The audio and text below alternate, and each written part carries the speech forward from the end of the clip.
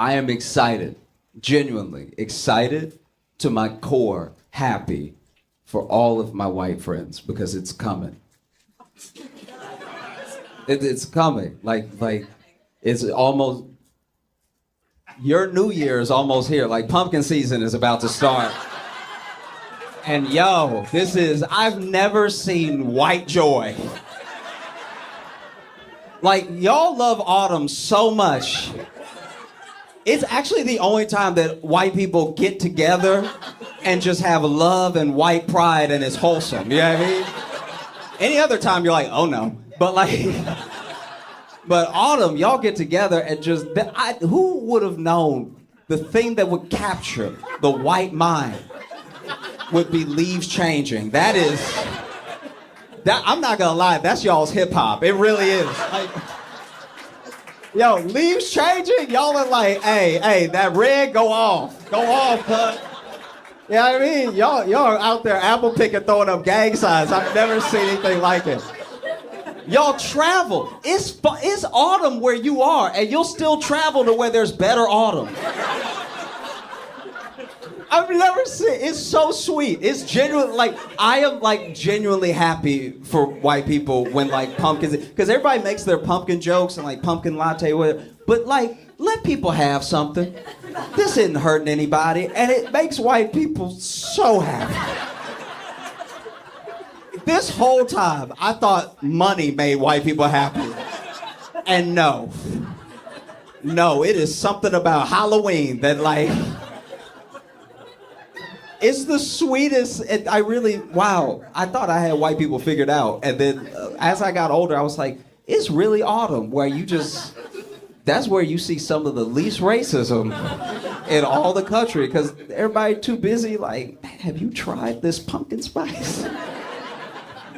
My man, yeah, get him. This is my other thing. We don't give visionaries enough credit. We think we do, because I had a conversation with a friend. They said this quote and it stuck with me, where they was like, we only appreciate, visionaries by the time they close their eyes, right? Like, we only appreciate visionaries after they're dead, And I was like, nah, we appreciate some of them, but most of them we never end up appreciating. Like, we make a couple of them popular because it makes us feel smart, right? Like, it makes us feel good to be like, Ferdinand Magellan, whatever. And then sometimes we give people as visionaries that weren't visionaries at all. Then the real history comes out and we're like, we gave that dude a bunch of credit. He didn't really do anything. You know what I mean? Like Columbus. How are we still teaching this? This is crazy. We're like, no, he discovered America. He got off the boat and was talking to everybody who was already there. Letting him know he discovered it. You know what I mean? That's how I discover stuff. I just roll up in somebody's house and I'm like, man, this is nice. I'm glad nobody's here. And they're like, excuse me, what are you doing in my house? I'm like, oh, who are you? It's like, I'm the owner of this house. That's debatable. Because what would a conversation between Columbus and the natives even gone like? He gets off the boat and he's like, what are y'all doing here? And like, we live here. He's like, oh, hell on that. Look, what do you mean you've been here for generations and generations and you have your own ecosystem and like war and like hierarchy? It's I just got here, so it's been discovered. And they're like, I don't really think it works like that, dude. And he's like, well, can y'all at least like, I got my boys on the boat.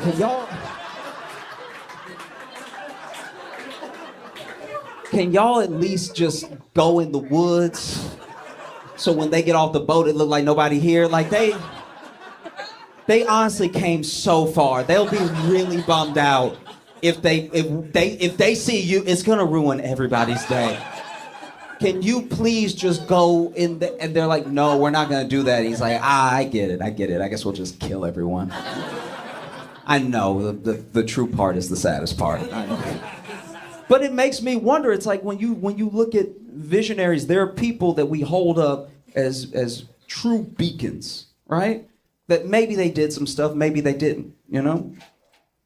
Like I think about with math. We talk about Pythagoras. You learn about him in school, and it makes us feel smart. Like, oh, Pythagoras with the triangles, and don't I know so much? And it's like, no, let's talk about real math. Who made real math? Who made math? We don't know. Who made real math? Somebody had to sit there and be like, this shit is 2.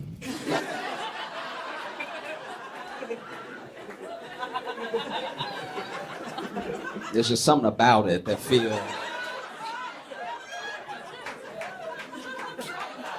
Yeah, I mean, something about it feel 2. You know what I'm saying? Like, you see it and it's like, I don't know, it's not... And then they were probably talking to a person. The person was like, what? Nigga, what the fuck is 2? And they were like, well, you know how you're you? Like, you're just you. And they were like, yeah? It's like, yeah, it's just you. So that's like 1 or something. And then this is like, I'm not you. I'm not you at all. I'm like me. So I'm also like a 1, I guess. But then us talking, that's like, that can't still be 1, right? It's gotta be something else. Like, we should just give it a name. And he's like, but what the fuck made you say 2? Like, there's something you're stuck in between your teeth? Like, what made you say 2? He's like, I don't know, it just feels like 2. You know, it feels double of what, and they were like, nigga, what the fuck is double? You know? Like, I think about that with things get invented now, they get made now so quickly that it's skipping us. I don't, not only do I not know how my phone works, because of my phone, I don't need to know how things work. I no things anymore. Because I don't need to know anything. I was about to learn directions. I was so close. I really was. Like, I was, you know what I mean? I didn't have my first phone yet, and I was about to learn because I was like, I keep getting lost. I never make it home on time, and I don't have a car, so I'm just always on foot, which thank God, because if you drive in the wrong direction, you're never going to make it home. So I was like, I'm going to learn directions. Like, sooner or later, you need to know what west is. I had no idea what west was. Some people would say, go west. I was like, left or right? Don't hit me with all of this 4 stuff. You know what I mean? And then I got a phone, and on the phone was a compass. So now, I got Google Maps and a compass. I'll never be lost again. I'm good. You know, but it got me wondering, like, who made the compass? Like, we don't make it famous. Who made the compass? But, like, I'm sure there's an answer somewhere, but we don't talk about who made the compass, because that was also probably like a 2-type conversation. Somebody made a compass, and they were like, yeah, this will get you home. And they were like, what do you, it's just pointing, it's moving, it's just pointing. How is that? That's confusing as hell. Is home this way or this way? Keep moving. Why is it moving if it's gonna help me get home? Is it magic? Are you a witch? Are you a witch? Because that's the other thing too. Up until a certain point, you really couldn't be smart without being accused of being a witch. We killed all the smart people. We wonder why people in the medieval times didn't have it better. It's because they murdered anyone with a good idea. If somebody was like, maybe we should wash our hands, it's like, that's a witch. Oh, get him quick. Get him, all right? And definitely, if you were a smart woman, you were gone. It was just fact. And so they gave him a compass, and he's like, what is it supposed to do? And it's like, it'll get you home. It knows where north is. How does it know? Well, it doesn't know. It uses magnetism. What the fuck is magnetism? It's like, just trust me. It'll point north. You'll be able to get home that way. Please trust me. You'll get home if you just follow it.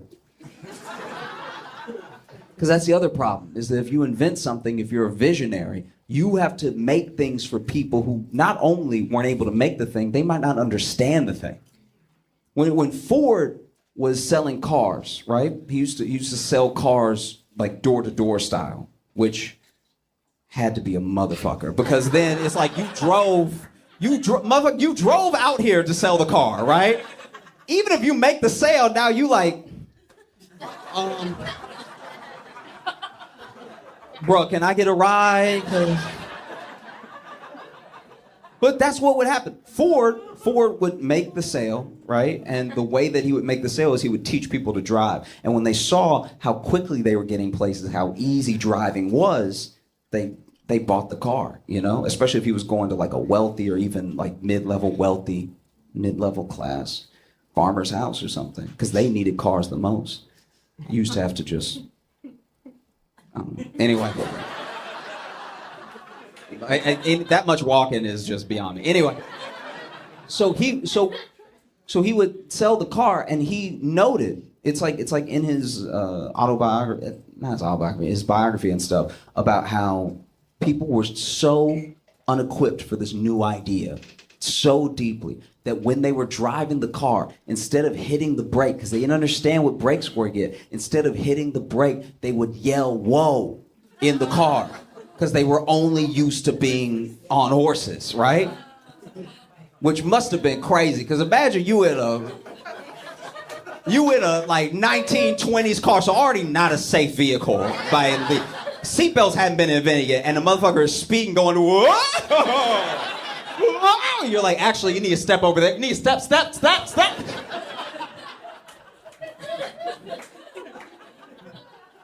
Oh. No, I think about it a lot. How do you truly appreciate like a visionary? Usually we just let them cook. We don't kill them anymore. We don't, unless they're trying to promote peace, and then they gotta go. Those. Yeah. Don't be too good of a person. We'll get you. You know what I mean? But that's it. How do I put this?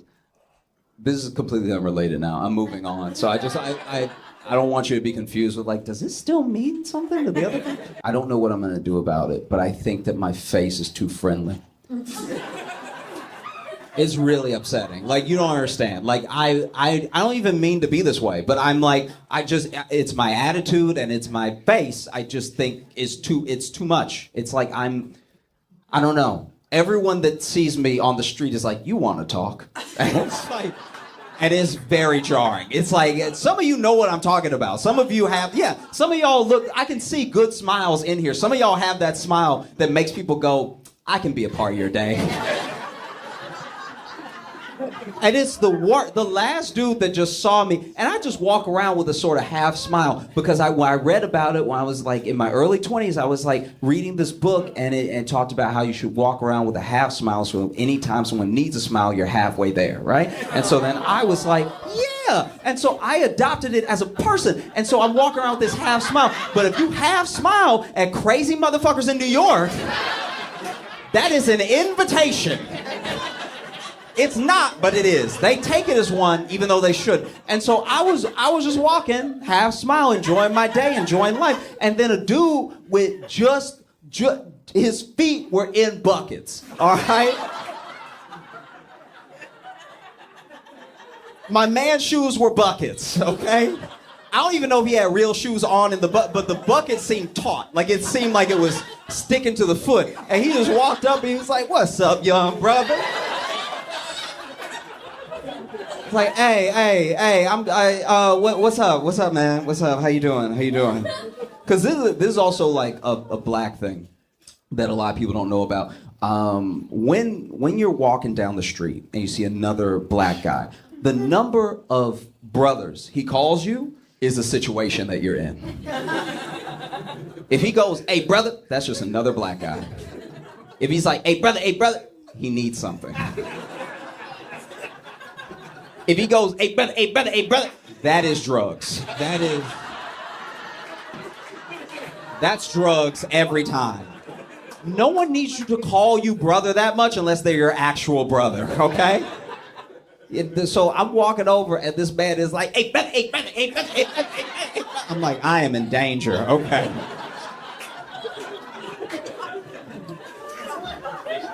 This is a lot, and I don't know if y'all like. I'm being real for a second. I don't know if y'all have ever felt this, but have you ever had somebody try to rob you before? Yeah. Yeah. Okay. Did you feel it before they did anything? Were you like, oh, okay, he on some bullshit? Like this, you know what I mean? Okay. So this man walks up. He's called me brother 17 times in 6 bucket steps. So he is on one. My man is cooking. He is on one, right? And so he was, and then he walks up, and I can already see from the stance that he got the buckets ready to run in case he needed to run. Like, because he not standing just flat bucket. He got that tip. For those of y'all in the back that can't see, he got his foot like this. So when he need to go, he can go, right? So my man is like this with the bucket. The bucket's like sideways, you know what I mean? And so he's like, do you have the time? And I just looked at him and I was like, yeah, 4:22. And he looked so disappointed. He's like, who just knows the time, right? And I didn't know the time, I made it up. But it seemed like time wasn't really an issue for me. And so then he was like, wow, that was fast, you got a watch? And I was like, no, I just know that it's 4:22. And it's like, oh, did you just look at your phone or something? You got a phone? It's like, why would you ask me if I have a phone, right? So that's when I knew he was gonna try to rob me, right? And so then he's like, you got a phone or something? I was like, yeah, I have a phone. I looked at it 2 minutes ago when it was 4:20. So that's how I know it's 4:22 now. And he made this move. And this is the thing, it takes a crazy person or a brave person to try to rob barehand, right? You barehanded and you bucket-footed. That's not a recipe for success. And so my man he's like this, and he's like, you got a phone or something? I was like, yeah, I have a phone, and looked at it 4:20, you know, everything. And then he's like, give me the phone. And then when he reached and tried to say, give me the phone, he reached for my pockets, right? So he tried to reach for the pocket. I took a step back, and this is when you need shoes. My man started slipping on the bucket. So he's just doing this. He's just like slipping on buckets so hard. And I'm just backing away, but he's skating towards me on buckets. He's like getting closer and closer on buckets. And so then I'm backing up and everything, and he's like, give me the phone, give me the phone!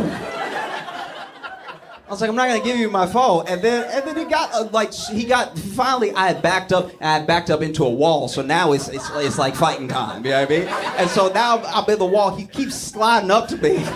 He's like, give me the phone, I said give me the phone! And so I just pushed him.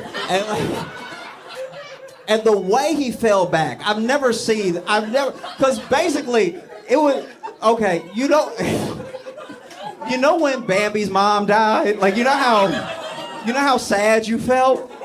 This man was trying to rob me, but it took him so long to slip on these buckets that I almost helped him. Like, it was like, because he was like, he was on his own footed roller coaster. And I almost reached my hand, and I was like, no, wait, this nigga tried to rob me. He deserves nothing. And then he fell back, and then I ran, which is crazy. How was he gonna catch up to me if it wasn't downhill? You know what I mean? You all were so great. Thank you so much. I'm Josh. When I was growing up, you know, I would hear these stories of people who were like really in the life, you know, like they were doing bad things. They were like, this is bad. Probably gonna go to jail.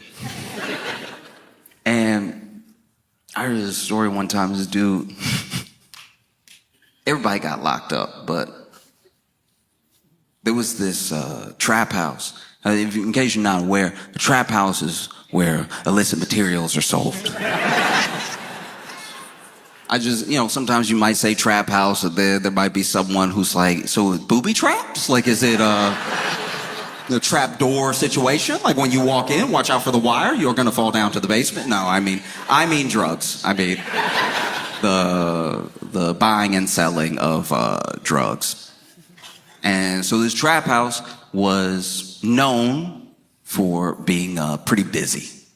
It had become so busy that they had bought some property, several blocks away, and opened up another trap house. Business was booming. Things are going very well. Whenever you are selling so many drugs that you have to buy property, We are entering documentary territory. Most trap houses are really just dudes playing video games until somebody knocks on the door. Like, it's not a busy day. And you gotta stay at trap house the whole time because you don't know when someone might get the itch. And so they opened up another trap house, but this location was not as poppin' for some reason. They must have opened it in a bad neighborhood.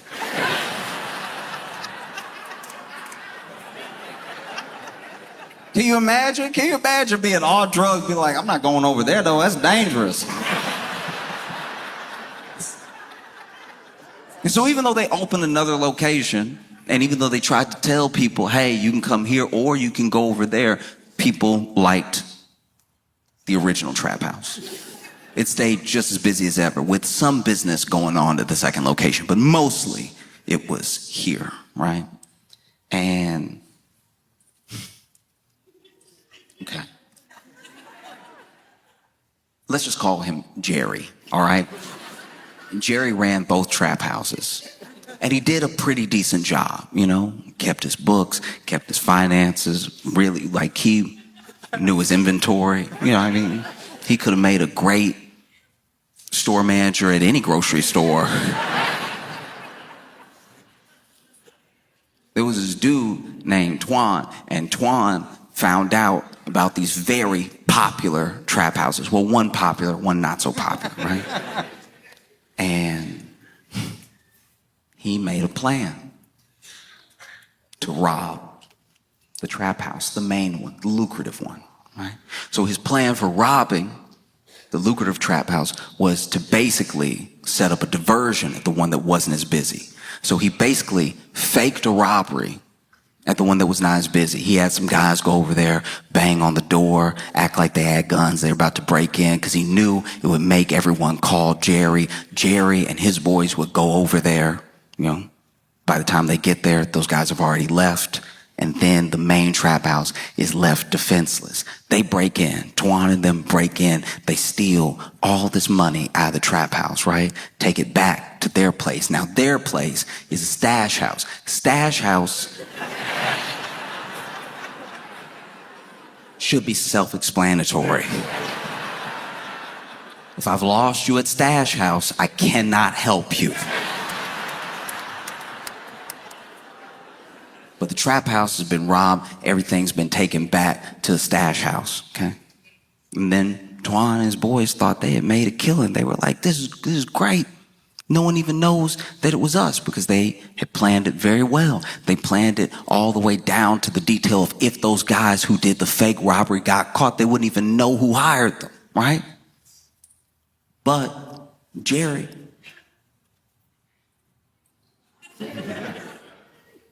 no fool. Jerry started asking around, and he could kind of tell that some of these guys were lying, some of these guys weren't lying.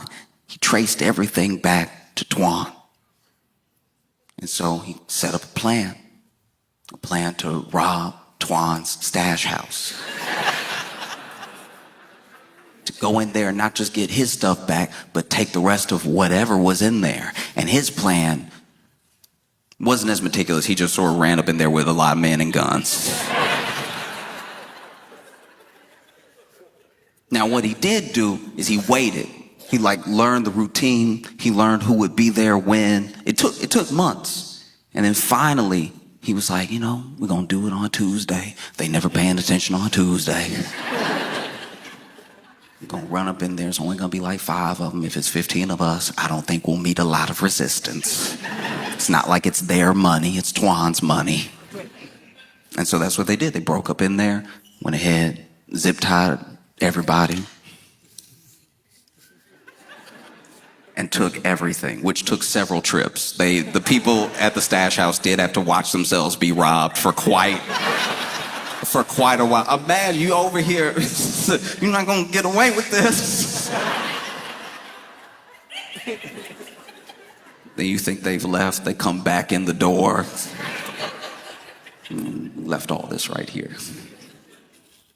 And so then one of them, being new to the lifestyle, being a new some would say prospect gang member, was so appalled at the theft that when he freed himself, lacking all presence of mind, called the police.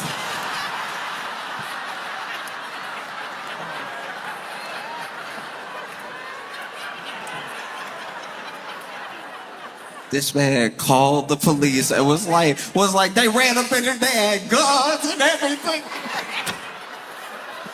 They had a gun in my hands.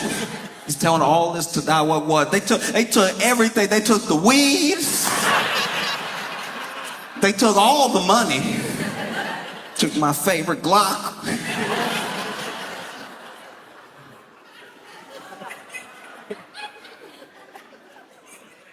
And, you know, some people were duct taped and everything, duct taped over the mouth, zip tied behind everything. So when, you know, as soon as he called 911, he started freeing everybody else. And as soon as he ripped that tape off, they're like, "What is wrong with you?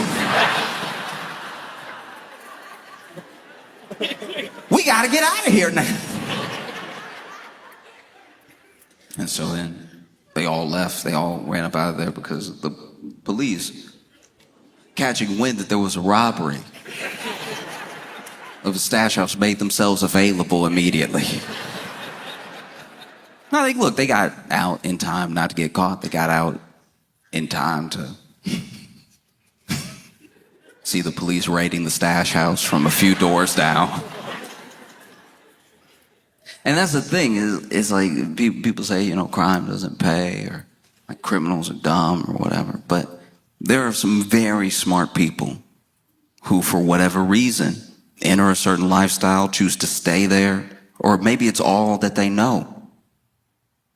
And if criminals were so dumb, they wouldn't be fascinated. We are fascinated by career criminals. We're fascinated by people who do things that aren't just illegal. They have the gall to try to pull something off that has so many different entry points to danger. Like, just in the past few days,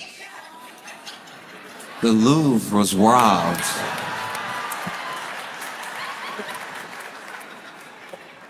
And I have not been able to settle. This is amazing. Okay, so if you're not familiar with the Louvre or the Louvre or whatever, it's one of the most visited museums in the world, and people go there and then they act like they've been changed by art. And you ask them what they saw, they can't name anything or anybody. They were just like, "No, the Mona Lisa was there, looking unimpressed." Well, there were these robbers that broke in. And they broke in dressed as construction workers, right? They had actually rented this like powerlifting vehicle that had a ladder that would bring them up to the next level where they could cut in, because they brought tools to cut in through the window and enter that way. They didn't want to just come through the front. And it made sense that they were dressed as construction workers, because the Louvre is under construction. Permanently, I guess. It's always under. Why is Europe never finished? Europe always, all of Europe, always, unless you're out in the country, there's always like, "Oh, we gonna fix this road." We've been working on it since 1822.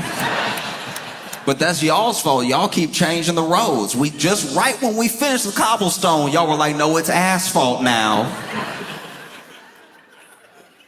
And so look, they break in, and they break in with these power tools. They had like an angle grinder and everything. And that's when the alarms were going off and stuff. And then they get in through this museum window, and the part of the museum that they're in is where these rare crown jewels are being held, right? They didn't bother with the Mona Lisa. There was a crowd, there's a line. You'd never make it out. People be like, "No, I want to see."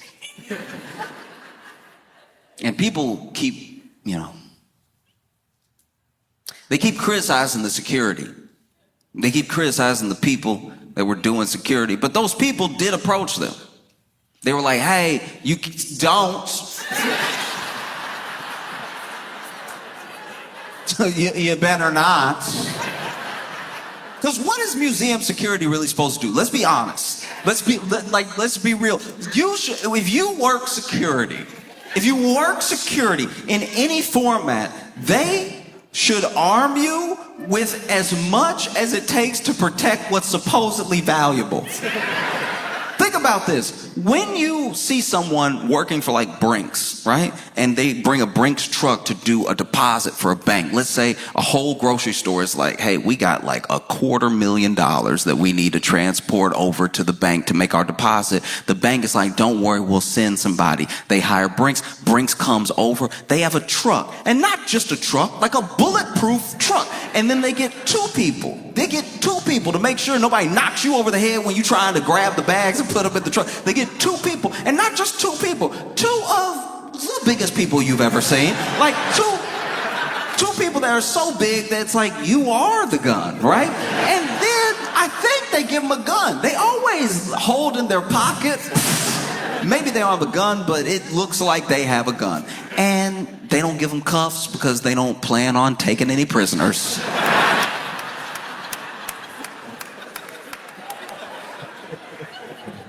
And then they get in there, Brinks always handles a drop like they are being robbed. Like they always handle the drop the way a bank robber would handle the drop. Because I used to work at a grocery store, and Brinks would come in and they'd be like, so where is your safe, or where do you, hurry. And we'd be like, oh, it's over here. Okay, it's over here, all right. And then the one would get to work putting,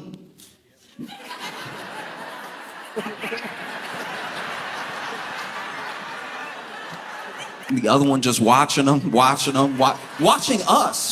I'm ringing people up. I'm putting more money in the till, and they were still like, but you might try anything. I don't know you.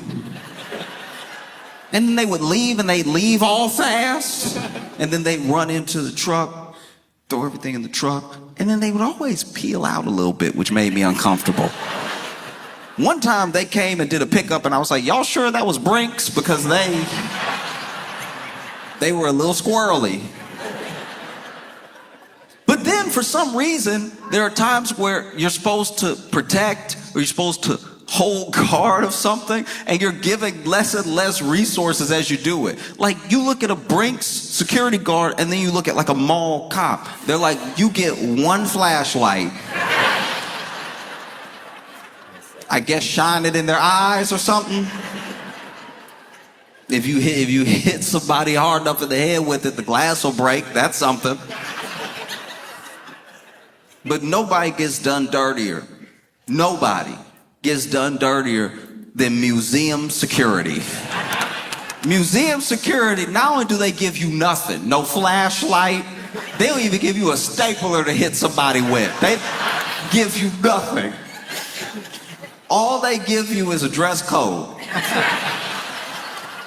They're like, hey, just show up in all black, nobody will mess with you.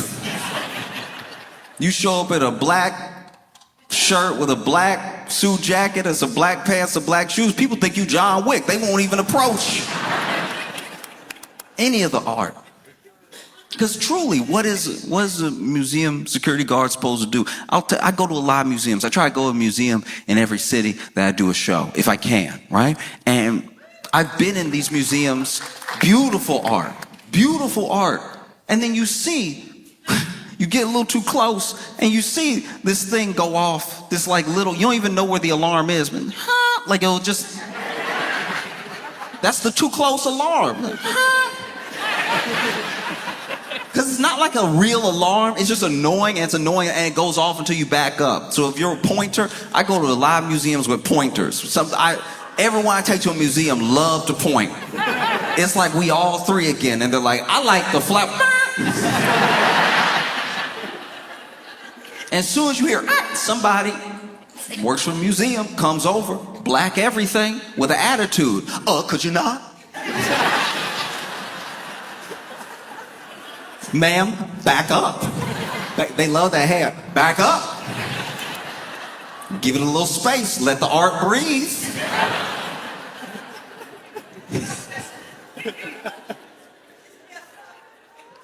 And you want to know? You want to know who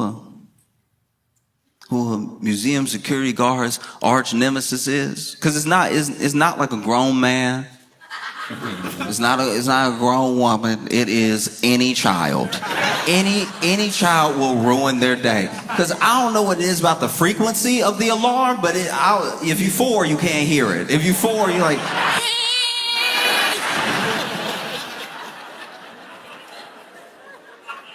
I was at this museum one time. This security guard was in a true predicament because this child was out here touching everything. He was touching it to the point that it sounded like their alarm was going off to the tune of Mary Had a Little Lamb. And finally, the security guard started like chasing his child around, and not like really chasing him, not like Dennis the Menace chasing him, but just like following them around, hoping to maybe this kid's gonna go back up to their parents or something and be like, "Can you please hold your child's hand or something?" Because they've been touching everything, got applesauce on everything. Because as a security guard, what are you gonna do? You can't grab this kid. You can't actually grab this. I know that sounds crazy to anybody who was born in any era before now. You have to kind of let this kid put applesauce on all the art, because if you touch this kid, you've committed murder. So if you snatch this kid and even hold their hand so you can find their parent, you are basically killing them. So you have to like let them kind of do it, but then follow them around, but then not touch them, but then make sure they don't touch anything. It would look terrible. And so finally, this security guard just started running interference on every item. This child was walking up, getting ready to touch a sculpture. Security guard get in there. No. Just trying to box him out of every room. And then finally, his kid, realized what was going on. It felt like it was a game. So this kid is like, "Oh, you want to play? I love to play. Playing's my favorite thing. Playing's basically my job." And so he running interference. There's a painting.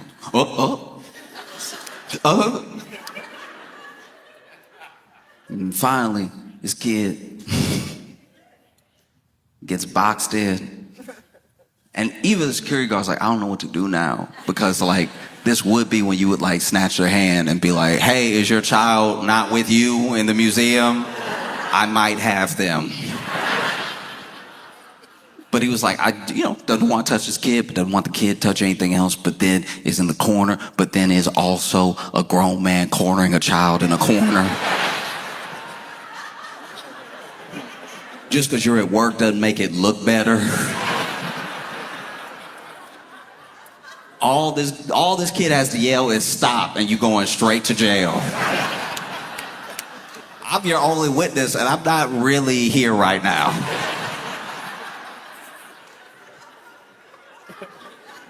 And so his kid boxed into the corner, and you can see the kids having fun. The kids over here.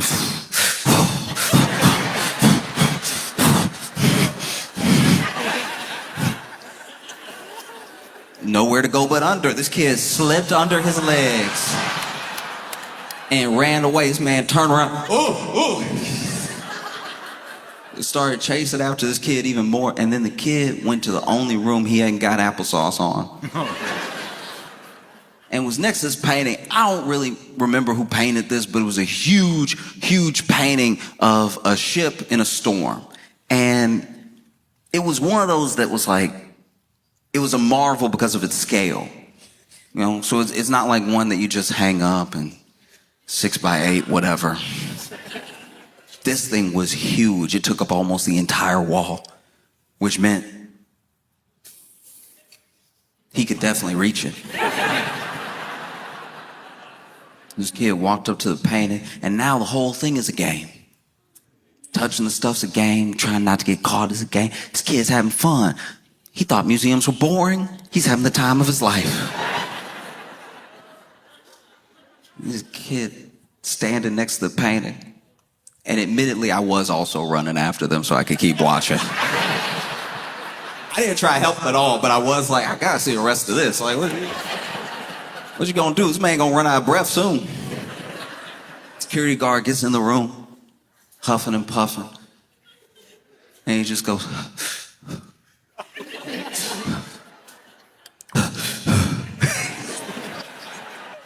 even the kid for a second was like, ooh, are you? I might have killed a grandpa. I don't even know. And then this kid goes in his pocket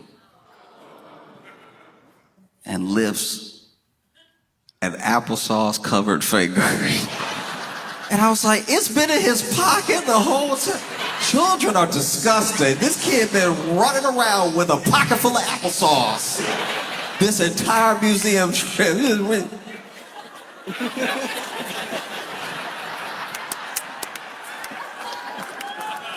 And then Unc running security goes, don't.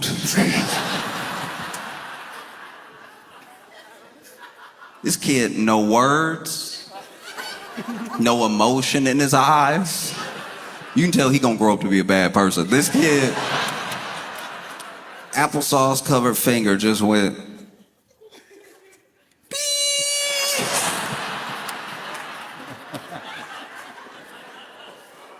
and so if a security guard is defenseless against a child, what do you expect them to do against actual robbers with angle rods that they just used to break into the second floor window?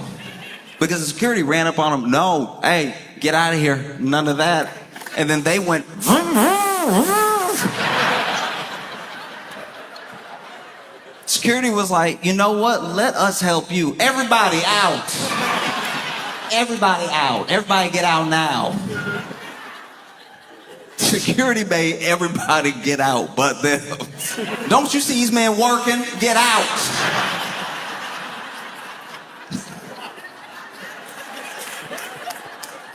They over here on time crunch. And you over here, ooh, look at the jewels. Get out. In fact, there was a news report that cracked me up. I laughed so hard because the security report, there was this person who, I don't think they were like head of security for the Louvre or anything, but they were basically like, it is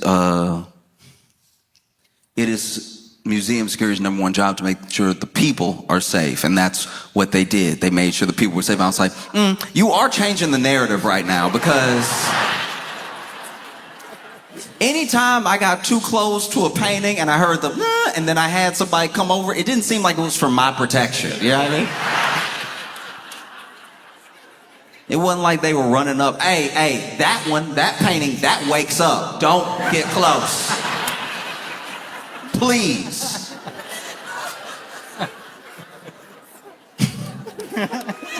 And so then, robbers start grabbing everything, grabbing these like Napoleon era empire crown jewels, right? They grabbed so much, they grabbed too much. They actually grabbed so much they dropped one. They dropped one of the crowns outside. And this is gonna sound dumb. This will sound dumb, so bear with me, because I know it's gonna sound dumb, but I don't think it's dumb, all right? I thought, truly, even when I went to museums, for as many museums as I go to, I've been to museums in Europe, I go to museums here, I go to every museum that I can. I thought for certain that when you see something in a museum, that under certain circumstances is a replica. I can tell by your reaction that some of y'all think I'm dumb and some of y'all think what I thought. I'm telling you right now, when I would go to the museum, I would admire the brushstrokes, I'd admire everything, but I would be like, this is the fake one though. Like this has to be the fake one. And I thought that because if you remember, right before 2020 and even after the pandemic, you would have activists that would go to museums. These, climate activists would go to museums and they just throw like tomato soup on supposedly priceless paintings, right? They would go up to like a Van Gogh and be like, blah, and then they glue themselves to the wall or something, and then they would be like, this is why we did this. And you will have to listen to me for as long as it takes to unsuperglue my hand from the wall. Because people who are climate activists feel like no one is listening to the point where the only thing that will get any attention or like stop people for a second to listen to them is just extreme acts that knock you out of whack. You know what I mean? Just things that you go, what? What? They did what? Why did they do that? And then they get to explain. It's like the better version of canvassing. Because they tried to canvass. They really did. Everyone that cares about the climate tried to canvass, and what did you do? You walk by them. They were like, do you have a minute for the planet? And you're like, I'm headed to work, please. I was with a friend one time, and look, I've stopped plenty of times. I can't stop every time. And so they were like, do you have a minute for the planet? And then my buddy was like, nah, we're good, and kept walking, have a good day. And this dude got really bad. This dude canvassed and was like, you on the planet? You don't have a minute for the planet you on? But that was happening a decent amount. There were these supposedly priceless paintings. They were getting vandalized, people throwing Campbell soup on them and everything. So then I was like, surely a museum would not allow Campbell soup to get thrown on the real one, like the regular one, because the museum was always super chill about it. The museum, they would like throw tomato soup on a Van Gogh, and the museum would be like, stuff happens, we gonna get it off.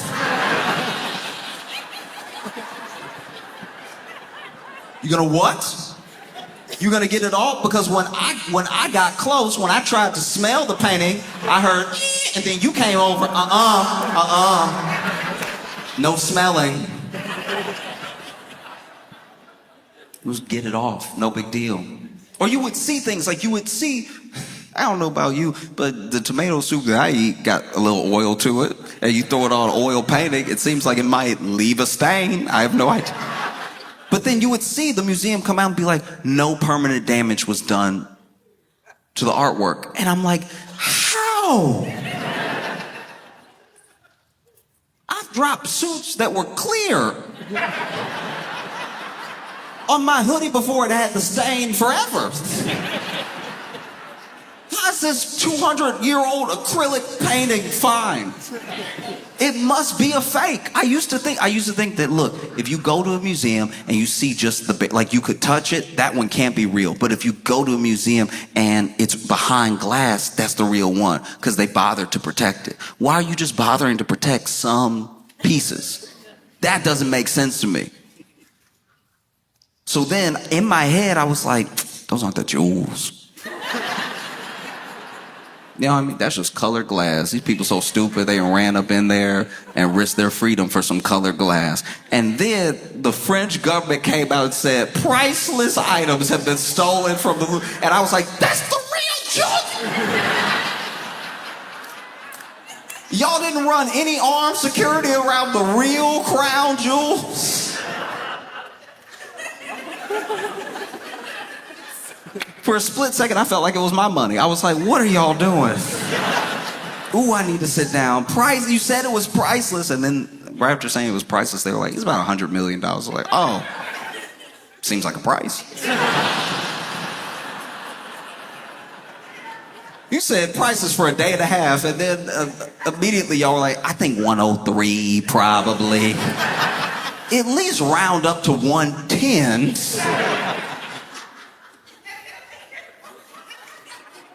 And then, in my opinion, museum handled it wrong. They were over here freaking out. Everybody, the French government, they got everybody on it. They got like their version of the FBI. They have the local police. They have everybody on it. They plastered all the jewels that were missing all over international news and everything. If I was trying to save face, let's say I was head of museum security, I was trying to save face, I would come out to the public immediately after the robbery and be like, y'all, that was Banksy. Y'all know Banksy played too much.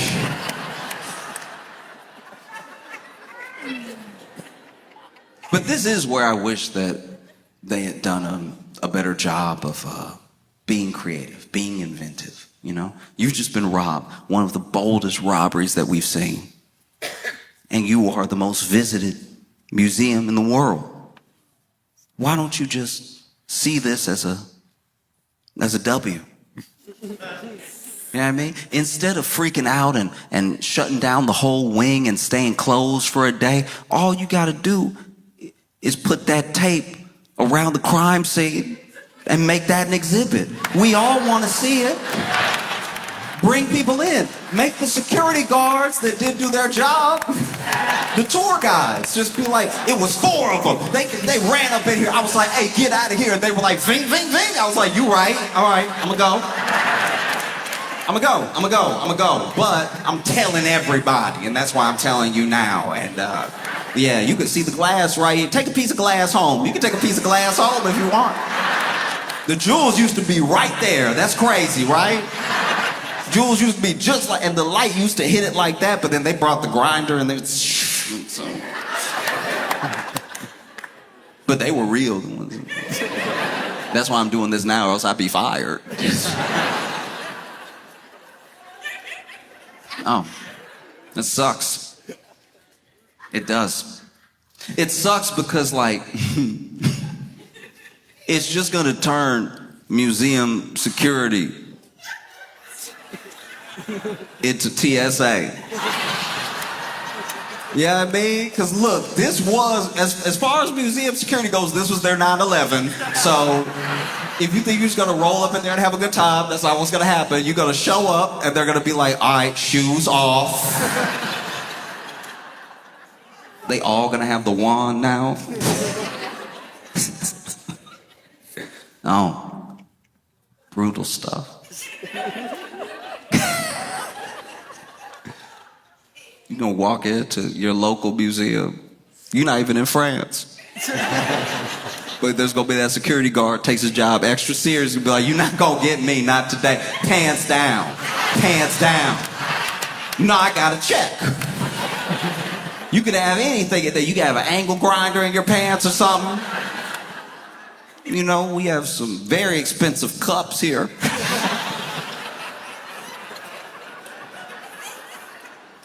I love a tour guide at a museum because then they'll tell you how expensive something is. And at least with the pottery, maybe this is me not being cultured, but some of the pottery that's in museums, and then they'll tell the story of how the pottery got to the museum, and then they'll be like, you know, this is worth easily $100,000. And I'll be like, nah, it's not. It's not. Like, it isn't. Like, it is not. As much as it is here, it is not worth that. Like the function of is, like it is here, like it exists, like it is. It is here. And it is not worth that. And you know how it's not? I know it's not worth that. I know it's not worth that. Because you had to tell me how much it was, because I thought it was worth nothing. I thought y'all dug it up and brought it here because y'all were like, this was just in the ground. Isn't that interesting? I bet you people aren't leaning over the register at the gift shop being like, how much was that clay cup? I only have 50,000 on me. Dang. I would have loved that clay cup that looked like a caveman did it. Because I need to be clear here. I'm not just trying to be rude. The one that I'm talking about, it wasn't like some beautiful African art. It wasn't like a Greek pot or something that was painted with a story on it. It just looked lumpy. It just looked lumpy to the point where I was like, even when they drank out of this, there's no way they got the water on a consistent basis. You could tell it's primitive because it looked like a cup that gulps. Looked like it pours when it wants to. Lip of it all uneven and everything. This is $100,000. I'm like, all right. You sure you didn't look at it too fast and add 2 extra zeros? Because I don't think so.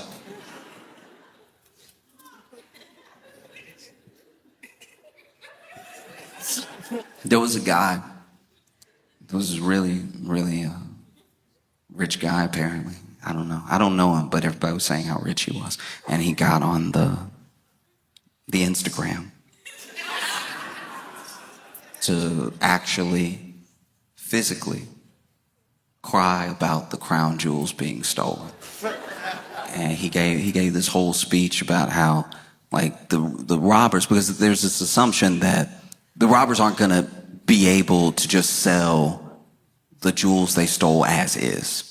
There are plenty of people in the world that would pay the money it would take to sell them just as is, and maybe they just keep it and only they know they have it. But art collectors usually like to show off their collection, and so they can't tell anybody. So it's better just go ahead and maybe melt it down, sell the jewels. The jewels themselves are still very expensive. In fact, you'll see where throughout history pieces have been stolen. Mona Lisa was stolen before. Pieces sometimes get stolen, but unless you can sell it to someone, what's it really worth? And so there's speculation that already these jewels have been melted down and being sold for parts, or maybe pieces are being sold that might not be able to be traced back to the complete set. And this guy got on social and he was just crying. Dude had to be in his like 50s, something like that. And he was like,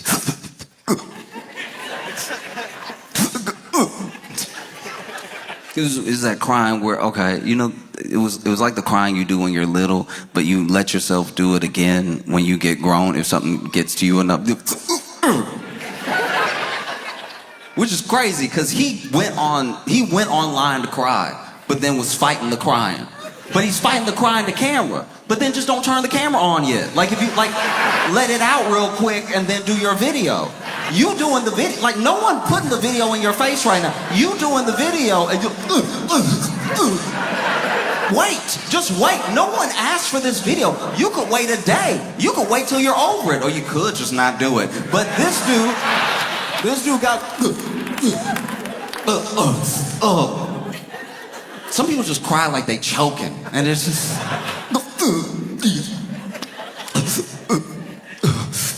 And then he said a bunch of stuff, and he did say it in French, and I don't speak French, so I'm gonna paraphrase from what everybody said he was saying. But I know he said some of this because a lot of people said he said it, and then I know there's some of it that might be like editorializing what he said because I don't know if he said that because I don't speak any French. And then also he didn't even say what he said in French well because he was crying through the whole thing. Like. And look, to be fair, maybe some of that was crying and maybe a little bit of that was the accent. Maybe some of that was the accent because there are certain people that when they speak French, they do seem upset for no reason. So then that's... It's like, was that a cry or was that one? Were you saying one just now? Were you like, or is that you trying to hold it together? Because that's why you should have waited to make the big...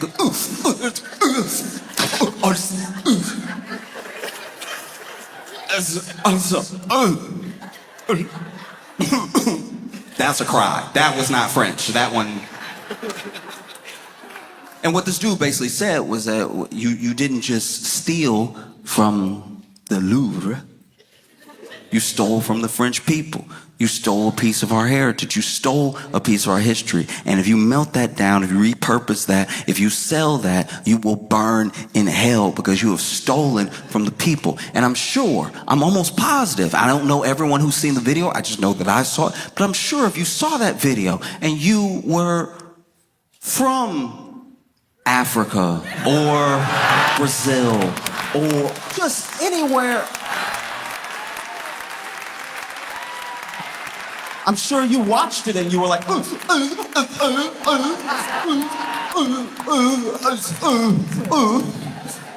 oh no. Someone stole a piece of your heritage? What are you gonna do?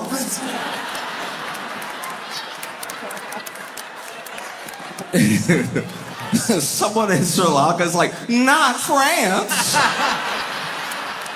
No, What are you gonna do? And look, I can understand if you are from some of those other countries, if you're from like an African country or something like that, if you're from Haiti and you see this thing, that you might be like, oh no, not the Louvre. They have our stuff too. Did they steal our stuff? Now it's gonna be harder to find. Because that's also what was there. So now, oh no. Someone stole it, you know? I just love the story so much. I love the robbers. Cause look, because they even showed up. They weren't just dressed in a construction outfit. They had on the, you know what I mean, the thing, mask and top and bottom. You know, they were wearing the baklava.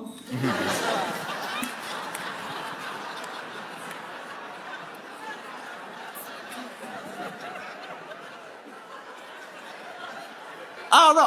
I love this crime so much because it feels a lot like it feels a lot like somebody that runs a trap house robbing a stash house, and then the person from the stash house is like, "We gotta call the police. I can't believe somebody would steal from us. This is unacceptable behavior. We stole all this stuff fair and square. This was ours. And then they took it from us in an act of injustice."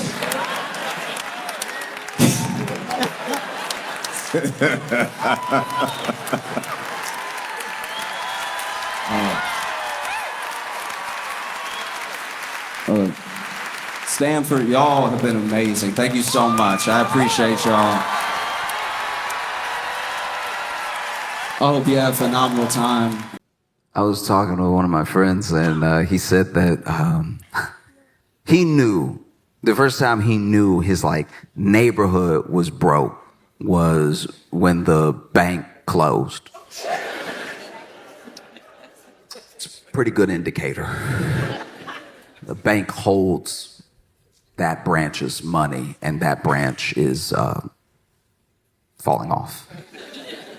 And said he went to the bank and, you know, he basically just straight up asked the teller, he's like, "Hey, do you know why this branch is closing?" And she was like, "Are you here to make a deposit or a withdrawal?" And he was like, "Withdrawal." And she was like, "Yeah, that's why. That's it in a nutshell. That's exactly what's happening. You do enough of that, and then there is no bank. We're just kind of a building with a little bit of parking." I don't know. I look back at the ups and downs I've had in my life. I've been like broke off and on my entire life, you know? And there's a weird solace sometimes in being broke at the right time. Everyone thinks that the security is in having means and having money, but sometimes not being a part of the circus is its own solace in a weird way. You know that it's bad when you're really shopping at the dollar store. There are things anybody could use at the dollar store. You need a fly swatter, you might as well run up in the dollar store. You know what I mean? You need like a dustpan, might as well run up in the dollar store. But if you're really shopping at the dollar store, things are not great. You know, I would go in the dollar store for stuff you shouldn't even be buying from the dollar store. They sell it, but even the cashier look at you like, "You sure?" I'm talking about when you have to get your meat at the dollar store. I knew I was in a bad situation when I went to a dollar store and was looking at that meat in the fridge, and I was like, because the meat at the dollar store, they don't go into specifics. You go to Kroger, Walmart, you go to Target, you go to any of these places, and you'll see the brand of the meat, and then you'll see, you know, all of the little no preservatives ever, completely organic, you know, all the stuff. When you go to the dollar store and you buy your meat, it just says the price and it says meat.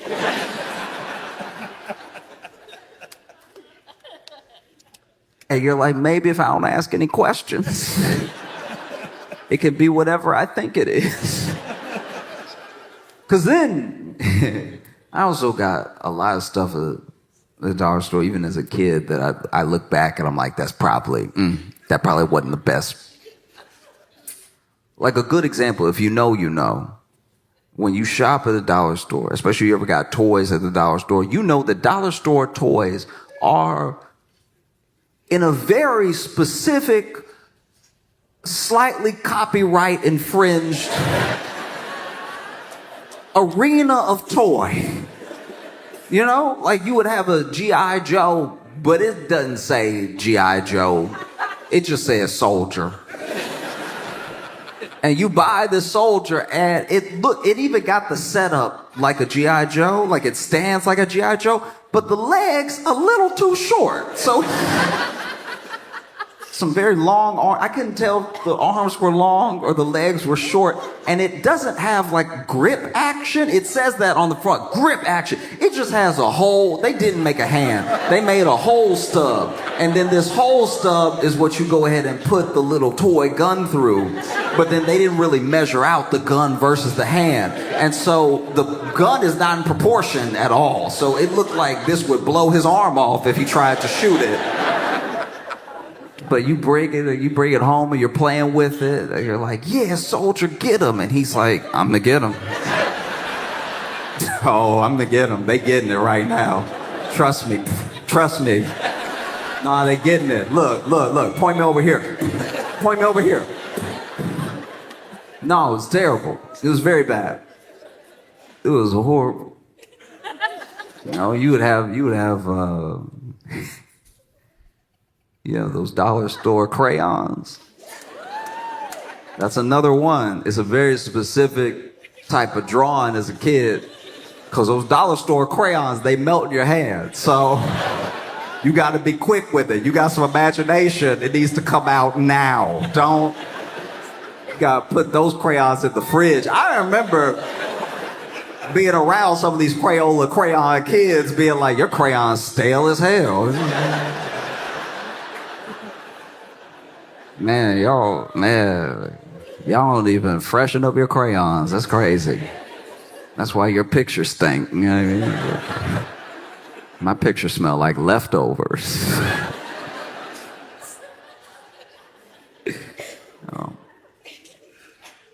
I remember one of my favorite toys from the dollar store was like a Stretch Armstrong, right?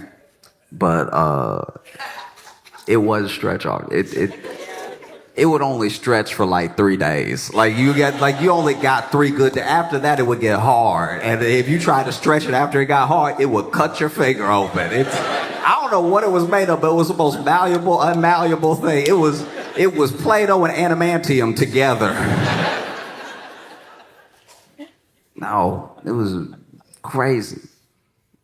And that's the thing too, is when you're growing up in this situation, for anyone who knows what I'm talking about from experience, then you also know that it's very hard to know that you're broke, especially if you're a kid. It's hard to know if you are surrounded by love. My family loved me so much, so much. They still do. I make it sound like that. Make it sound like there was a falling out. They still love me.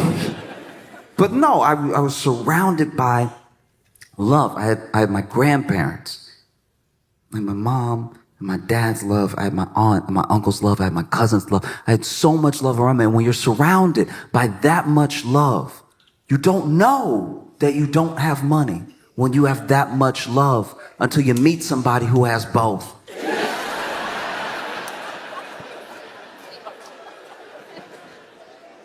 That is a curious experience. Like when you're like, oh, you got both parents and a pool? Okay, I think there can be upgrades to life. I see that now.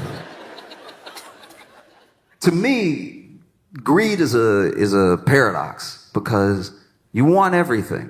Even if you have more than enough, even if you have so much that what you have is starting to hurt you in the long run. You see it with the way that hedge funds cannibalize whole companies. It's like, okay, everybody made some short-term profit, but now this thing that people used to love doesn't exist. You know? Like you take like a Southwest. You know, Southwest, people used to love Southwest. Bags fly free.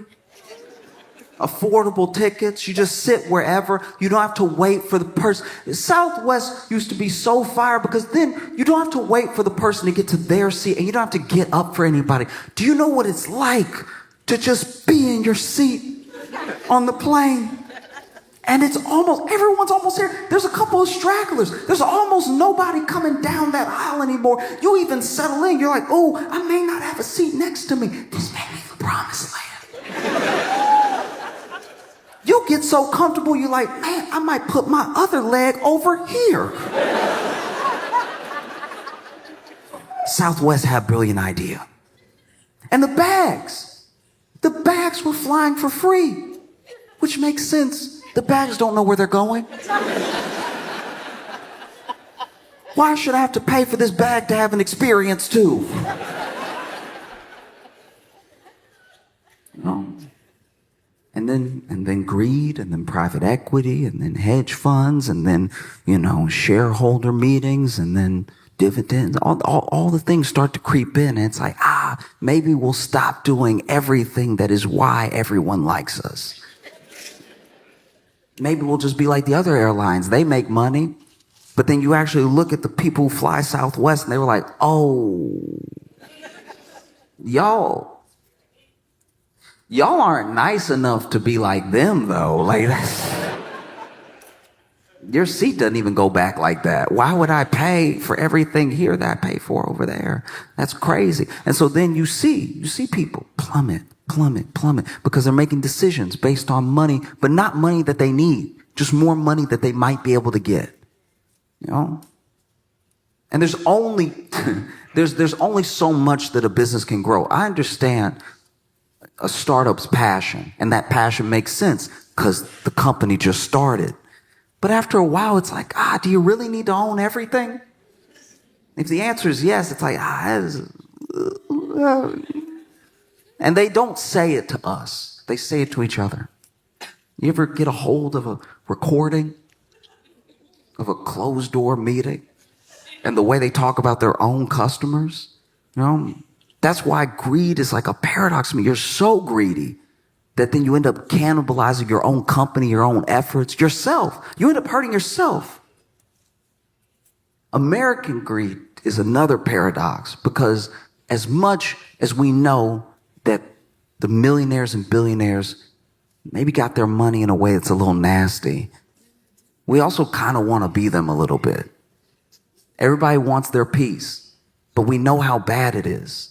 There are people who I know who want to be billionaires. They aspire to be billionaires. But if you ask them to name like a good billionaire, it's a hard quiz. But they want to be the billionaire because they're like, no, I will be different.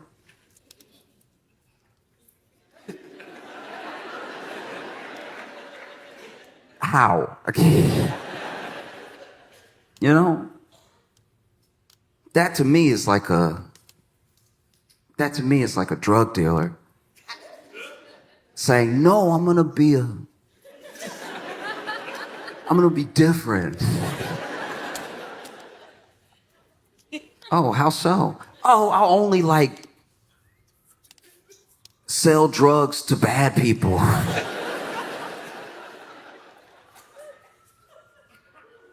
How will you know that they're bad people? Word will get around and they'll buy my drugs and I'll be like, that's a bad guy. No, it's not going to be different just because it's you. That's the trick as well. No, it's different when I do it. It's different when it's me. It's different when it's for me. It's different when it's for my family. Right? So then you hear people talk about recession.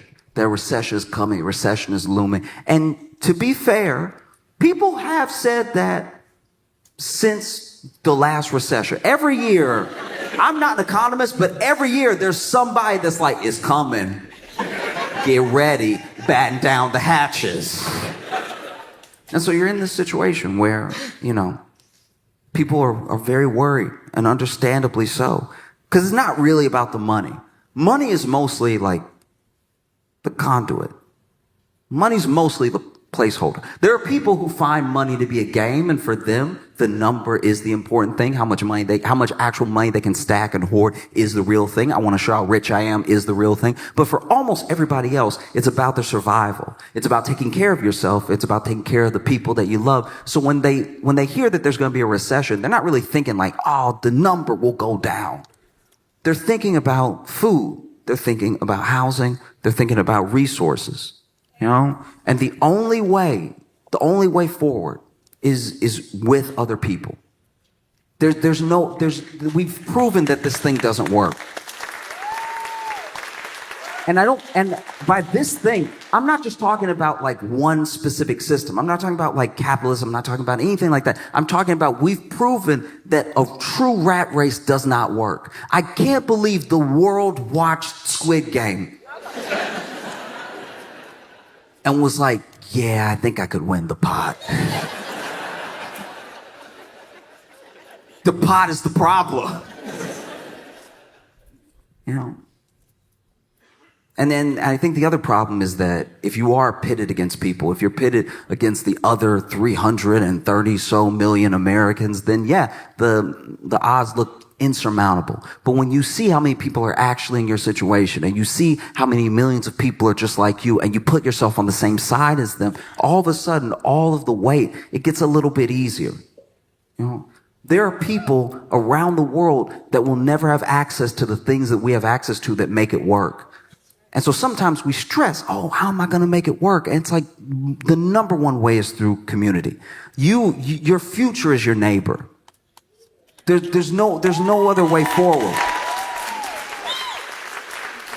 And I know that can be scary. That's an idea where you have to lay down so much trust at the feet of people that you don't know.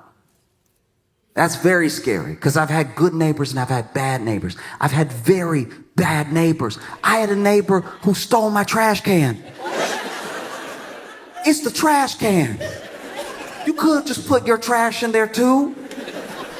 Stole my trash can and lived next to me like I'm not gonna notice my trash can. And he was big too, and I'm pretty sure he sold drugs, so I wasn't gonna take my trash can back. But I was like, I will put my trash in my trash can over here though. Just because you stole the trash can doesn't mean I'm gonna get another trash can. It's a trash can, and trash goes in. You could have put your trash over here, but then you wanted to put it in front of your yard. Okay, fine, whatever. I'm sure you have a gun, so I won't make a big deal of it. But I've had bad neighbors, and I've also had incredibly kind, incredibly sweet neighbors. I had neighbors that made any transition period I've been having in my life easier. I remember when I moved to Chicago and I was living in my first apartment. I had a neighbor that knocked on my door. I had been living there for like 2 days, and I didn't have stuff. I'm like this broke kid who just moved to Chicago with like 2 suitcases of like clothes and a couple of other things. And so knocks on my door and it's like, hey, this older guy. And he's like, hey, I saw that you moved in. If you need anything or you have any questions about the building, just hit me up. I live right there. And I'm thinking he's like the building manager or something. So I'm like, oh yeah, what's your name? And we get to talking a little bit. And as we're talking, I realize he doesn't work for the building at all. This dude is literally just checking on me for the sake of checking on me.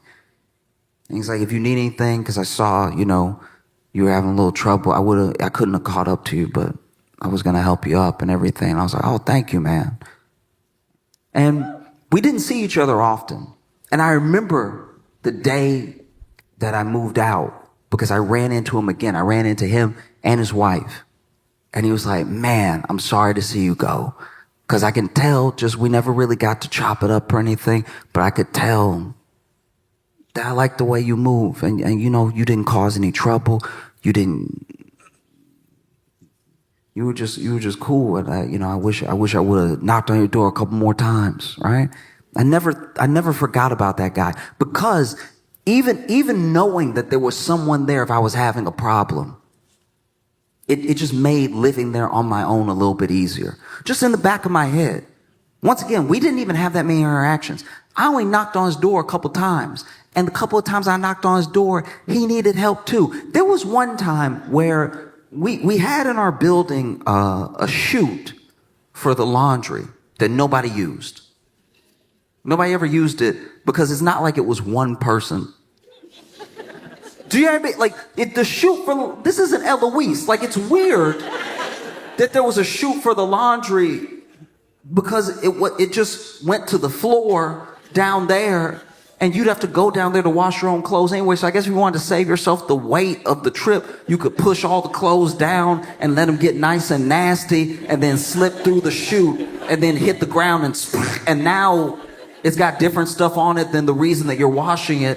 So nobody used it. And nobody used it because it was nasty. And so then one day, the actual building manager poured a whole bunch of like bug poison down it to try to like kill some of the bugs that had been living in there. And the bugs were like, you know what? I think we'll go everywhere else. And so then one day I came home and my apartment was just overrun with bugs, and it didn't make sense because I didn't even have stuff. I had a fork, a bowl,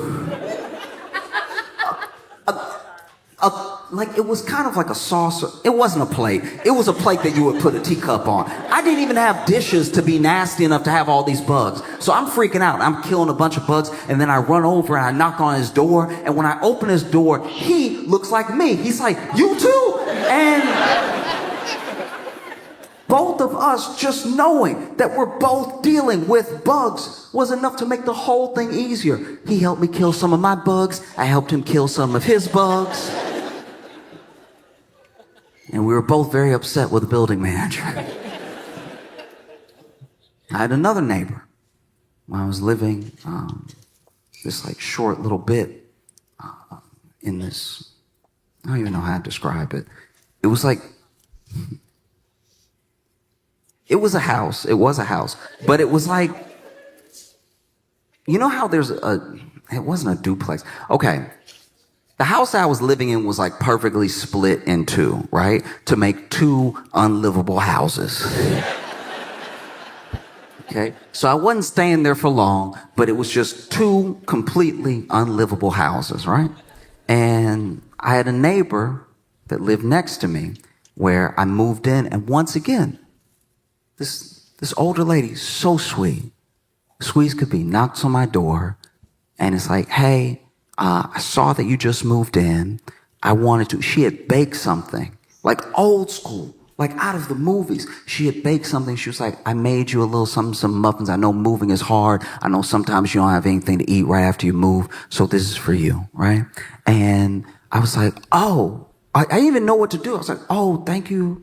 Thank you so much." And she was like, "Yeah, I like to help people get their bearings. And just so you know, I just want to be the one to tell you so you don't have to find out on your own. There's a crackhead in the wall."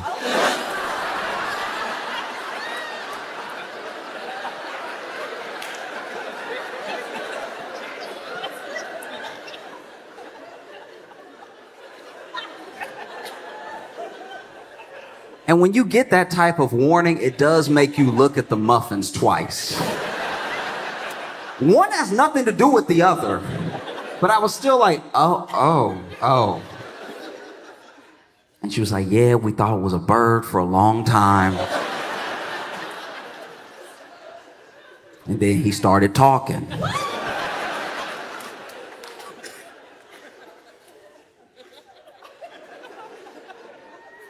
And so if you hear anything in the middle of the night, just pound on the wall a couple times and he'll stop. I was like, "Okay. All right. Okay." And I closed the door, and I sat in silence for the rest of the night, waiting to hear a noise that would never come. It wasn't until like months later I heard some scratching in the wall, and I was like, how does somebody just live with it? And so I knocked on her door, and she came to the door. She was like, "You hear him too?" And I was like, look, I know you lived here longer than me, but in case it is a bird, maybe we should call animal control. Just throwing it out there, right? And she's like, you can do what you want.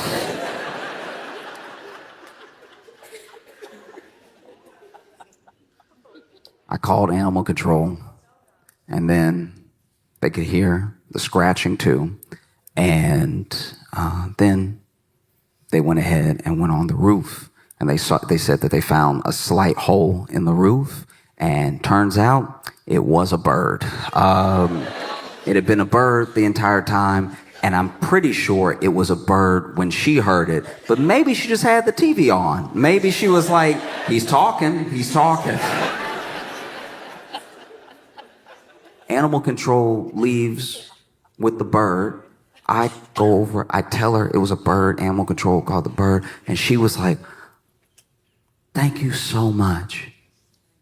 Seriously, thank you so much. That has been happening for like 8 months, off and on, and I was positive it was a crackhead.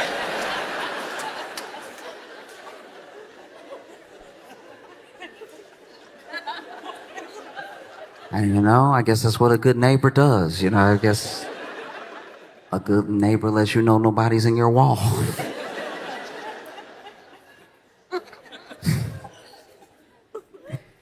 Because I think fundamentally the toughest thing people are facing right now is like a true way forward where they can trust other people to help them and take care of them.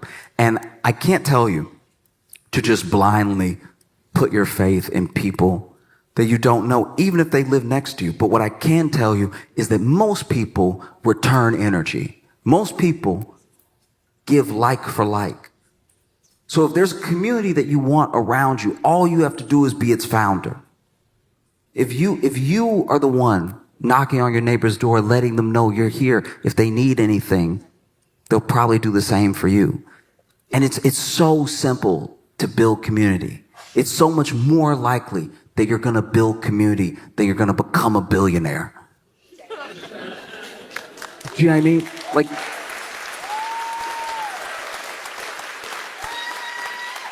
both things are incredibly hard to do. They take a lot of hard work and everything, and one of them means everyone will hate you.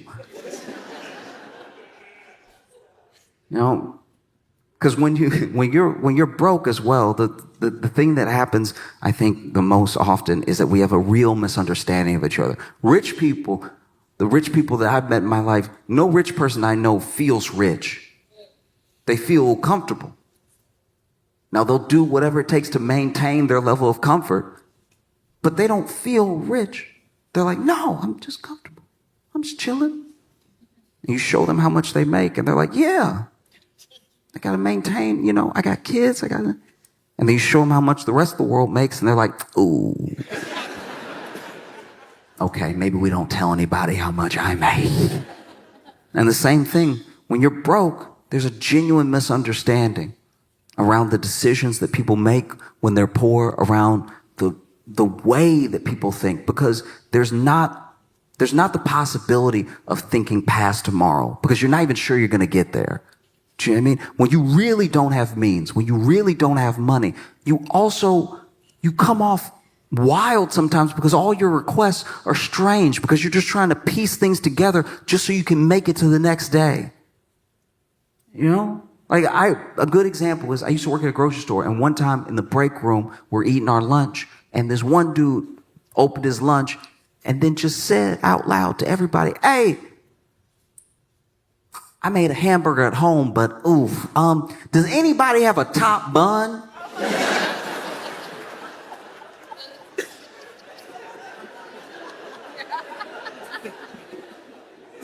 Sir. They're always sold even. How did this happen? We look at money as paper, right? At least when it's in its physical form, it's this paper thing. But it's more than paper. There's fabric weaved into it. There's linen, there's cotton. It works the same way that society works. There's fabric that weaves all of us together. And there are people who have not been able to participate in the opportunities of making money or making their well-being out of these chances in the market the way that other people have. And so when you tell them that a recession is coming, they're like, oh, a what? Okay. I was already broke. Do you know what I mean? What is a recession to somebody who was on the street the whole time? I guess the best example I can give is one time I was at a party with my friends and I fell in the pool. And falling in the pool at a party is one of the more embarrassing things you can do when it's not a pool party. If you fall in the pool at a party where people are just sort of standing around the pool and talking, you might as well have fallen off the roof. But I fell into the pool at the party, which is not just embarrassing, it's not just annoying because now all my clothes are wet and everything. It's terrifying because I can't swim. You know what I mean? I'm not a swimmer in the way that I would like to be, and the way that I would like to be is to be able to survive. And so when it comes to swimming, I'm not only not a fan, I'm not efficient. And so I get in the water, and when you don't swim, and I don't just mean can't swim, I'm saying when you don't swim, like for fun or anything, being surrounded by water out of nowhere is very concerning. I didn't realize I had stepped into the pool until I was in the pool. So now what I feel like has happened is that I turned around and water surrounded me. And so I start doing what I think swimming is innately. I start fighting the water, right? I'm punching and I'm kicking and I'm like, get off me, water, but I'm in the water. But I'm like, get back. I don't want you over here. And that's not how water works. And so I'm sifting through the water, and it's almost like swimming, except I'm staying in place underneath it. So that is drowning.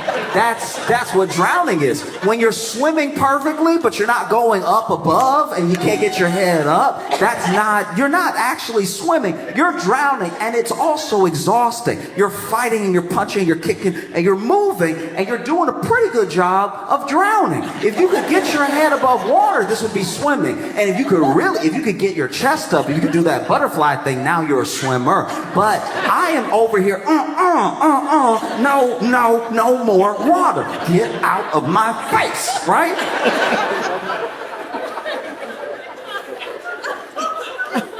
So then it takes someone pulling me out of the water for me not to actually drown. And not right after, not soon enough after, but pretty soon after, we leave the party. And not as soon as you would like if you almost drowned. You know what I mean? Like and it's tough too, because like the dude saved you as your ride. So now he's doing you two favors, you know? So then, you know, man saves me, and my buddy pulls me out of the water, and now, you know, we stay an extra 20 minutes because now he's got his MAC points for saving a life in front of everybody, you know? That's what most embarrassing. The only thing more embarrassing than like showing a whole party full of people you can't swim is to be sitting there wet while the person that saved you tries to mac on somebody. Just like, yeah, you know, I do what I can. I do what I can. Try to help out the people, you know, and doing my best. And it's like, also, my man didn't. Look, I'm not necessarily trying to give notes on being saved, but like, my man did jump in the pool and grab me and lift me up and swim me to the shore of the edge of the pool, right? This man just stuck his arm in and kept clawing at me until he got the back of my shirt. That's barely saving. Like, when I tell you that I'm over here, stop it, water, no, I don't want any more. And then he is over here, bow, and he missed like 8 times. So he was punching me in the head while trying to save my life. And he finally hooks his hand behind my collar and pulls me up the way that a cat sort of lifts its kitten in its mouth. You know what I mean? Just sloppy. And then I'm also still fighting. I don't know what's pulling me up, so I don't know if that's more drowning. I don't know what the effects of drowning feel like. So now I'm not necessarily fighting his hand, but I am still fighting the water. And so if you were on the other side of the pool, it does look like I was drowning. He reached in, dunked me one more time just to be safe, and then pulled me up. Because I don't know that he's trying to help me. But when he finally pulls me up and I'm over here coughing up the water and everything, this man helps me get up out of the pool and then immediately sees the eyes on him and everything, sees the opportunity, and he's like, oh, yeah, you know. I do what I can. Also, I know he saved my life and everything, but also the fact that he didn't need to roll his sleeves up like that. Like that was even more just worth like, oh yeah, you know, I tried. Now you sitting here wet, just like, can you wrap it up, get the number or don't? And so then me, him, and some other friends head to his car once he's ready to leave, and his car won't start. Waited for nothing.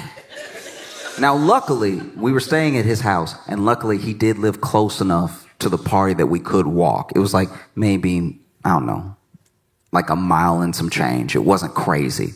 And so we start walking. As we start walking, it starts drizzling. And then it's drizzling a little bit more, drizzling a little bit harder, and then it really starts raining. And when it starts raining, all my friends did a different thing when it was raining. Like, I had one friend that did the turtle. Just walking and just trying to...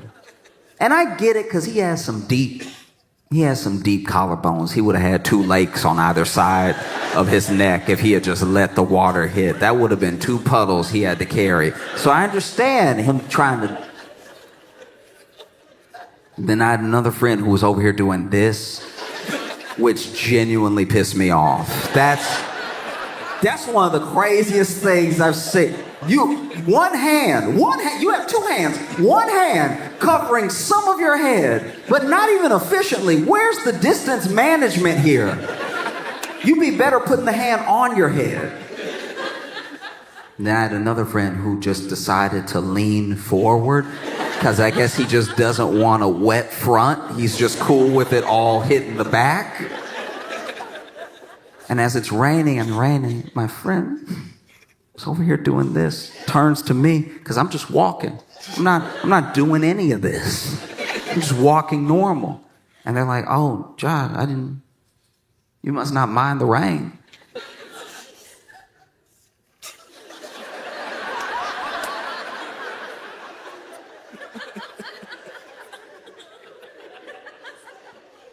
And I was like, I almost drowned 20 minutes ago. And that's what it's like when you're broke. You're almost drowning all the time. So when people try to scare you with talks of a recession, you're like, why would I? What? You're doing this. I'm already wet. And the way to ensure that you're going to be okay, the way to ensure that your family is going to be okay, is by creating chains, by linking up together with other people, with other families. Because the way forward, your future, I guarantee you, it's not in the market. There's a belief that, like, if I can just get enough ahead, maybe I'll pull some other people with me. And that sort of thinking is the reason that we as the people can be taken advantage of so easily when it comes to money. It's like, I can get you a little bit ahead. Oh, I'd like to be a little bit ahead, right? But the way forward, your future, I promise you it's in your neighbor. I promise you there's no one that's going to take care of you like the people that are actually next to you. And it's kind of daunting to me. It does freak me out a little bit that there are so many people, every election, every year, no matter who's president, that expect the person in office to make them rich. Don't you know this is America? Do you know what I mean? Like, that's just not how it works. It's not how it's ever worked. You may like the person in office, you may not, but I guarantee you they're not going to make you rich. That's not how anything works. And don't get me wrong, I've had dreams before. I had a hard time getting to know people, and I had a hard time communicating with people. I'm an only child, and my mom wanted me to have friends so I wouldn't be crazy. And so as a single parent with one kid, my mom, the only thing she knew how to do was go ahead and take me over to her other single parents' friends' houses where they had one kid. And she was like, maybe y'all will just play and not be crazy together. And sure enough, there was a time in my life where my parents got back together. And so we were a 2-income household. So I started to get the good toys, right? The real good toys. I'm talking WCW, NWO, wrestling toys, Sting, Goldberg, Kevin Nash. And sure enough, you know, I remember I got those toys. Those are some of my favorite toys in the world because I didn't know ankles had come out yet. I would hold up my Kevin Nash and I'd be like, bow, bow, bow, bow, bow. Look what he does. Bow, bow, bow, bow, bow, bow, bow, bow. He had knees, he had ankles, he could do this. That's crazy. I was used to this only. Maybe if you were getting fancy, some of this, but I wasn't used to this. This thing right here, this is crazy. Real shoulder movement? My mind was blown. It's like, look at what this thing can do. Bow, bow, bow, bow, bow, bow, right?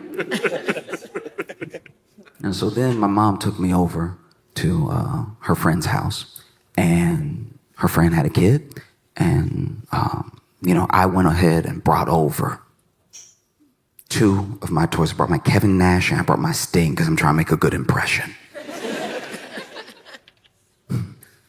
And so we're talking, they're talking, and finally we go to his room to play, and my mom leaves to go run some errands or something. And I quickly realized after my mom left that he was crazy. He was genuinely crazy because all of his toys, every single one of his toys, didn't have a face. None of his toys had faces. I don't know if he was chewing them or if he was burning them, but they were gone. And so he looked at my Sting toy and he was like, oh, we have the same one. And I was like, I don't see how that's possible.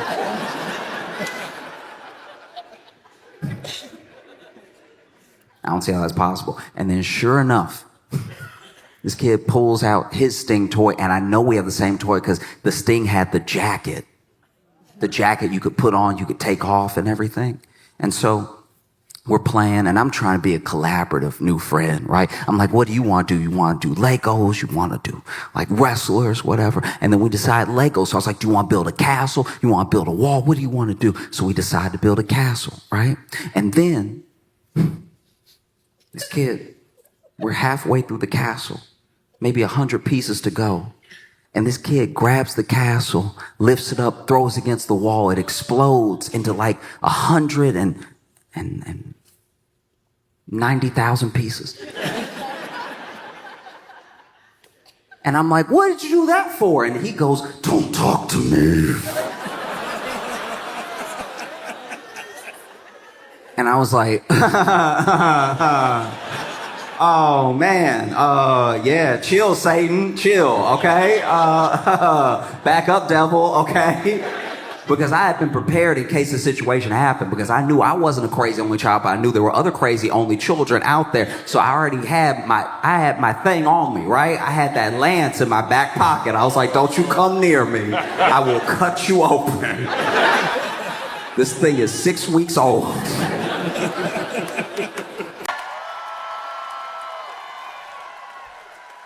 I don't know about y'all, but I just paid my taxes and they got me. Oh, they got me good. Oh, they got me real good. I was wondering if they would get me. And then they were like, no, we didn't forget about you. We think you're special. We would never forget. And I know they charged me extra. They got me charged me extra because they know I won't survive jail. So they're like, he gonna pay it. Just write a number. He'll make it happen. It's been great traveling this week. I've been able to go to Milwaukee, Madison, now Minneapolis, and everything. When I was in Madison, there was something sort of curious that was happening. You know, I like being in Minneapolis because y'all smile an appropriate amount. You smile when something good is happening. You know what I mean? When I was in Madison, there were so many errant smiles. There were people just looking forward like, huh. I've never been in a city. I told them this too. I told them this to their face. I was like, y'all all walk like you walk into the light. Like, this is crazy. I try to be a jolly person, but this is insane.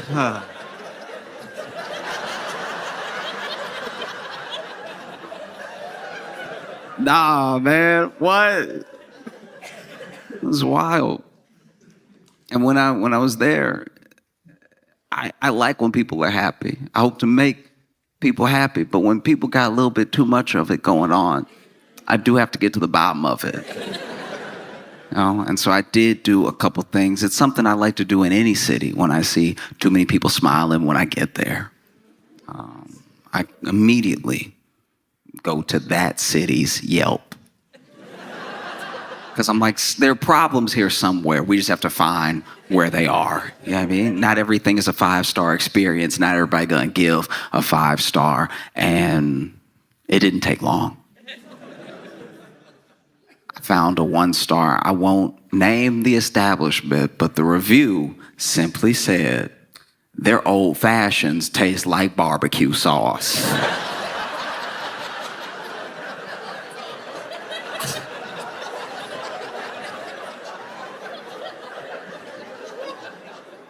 Let's be clear about something. You have to have such a fundamental understanding of how old fashions and barbecue sauce taste to take a sip of alcohol and go, nah, that's Sweet Baby Ray's. I know Sweet Baby Ray's. When I taste it, you're not slick just because you thinned it up a little bit.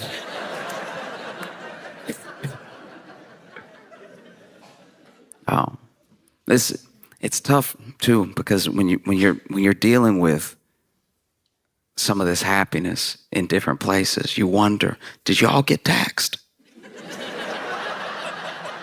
Do you know what I mean? They must have skipped over y'all if y'all so happy all the time. And I think sometimes taxes feel extra difficult because when you pay them, you feel like you're paying them for everything that happens next, not to pay for the life you were living up until that point. Does that make sense? It's like when you pay rent, you're paying rent to keep living there. But when it comes to taxes, you're mostly paying for everything that already happened, that you already enjoyed or didn't enjoy, depending on the city. And I think that if you got something back with your taxes, let's say you pay your taxes, they give you that tax return and everything. You can read all the numbers, why they say you owe what you owe or why you got back what you got back. And then they list next to that what they paid for with it. That might make people feel a little better, you know, because we don't know where our tax dollars go exactly. So then something happens and you feel like you're paying for that and you're like, this isn't what I paid for. And somebody should tell you, oh no, this isn't on you. That's not, that wasn't your money.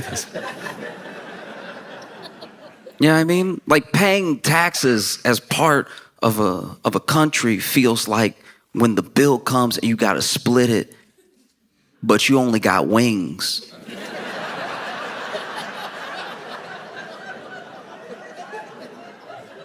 Like, hey, I got 6 wings. All right, there are 6 sets of bones in my basket. I didn't take any errant bites or anything. And some of y'all are alcoholics. I am not prepared to split this bill with you. You have your barbecue sauce, old fashions. You have your... Not down for this. Because everybody's having some money troubles right about now. I mean, from all different ways. People are getting squeezed in lots of different directions, you know? Like we already know, tariffs are almost old news now. But the fallout isn't. The fallout is fresh. The Dow has only dropped by 1,000 points 11 times in history. And 4 of them were in like the last 2 months. Like this is very bad. If this were a roller coaster, this would be the part of the ride where your neck breaks. Like it's just... Engineers don't build this way. This is not safe. And you see it through the tariffs. I've talked about it before, but those people on the money channels, they're still a bit nervous. Still freaking out, you know? They still come on every day. One of my favorite things about watching them now is they talk to us like we're the news. They're there doing the news, but they looking right in the camera like, I don't...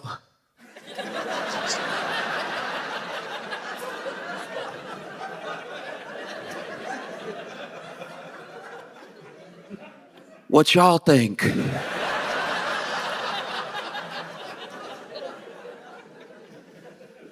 Oh, it's bad. You know? Like just this week, you know, you had people losing money in all sorts of ways. I mean, Christy Noah.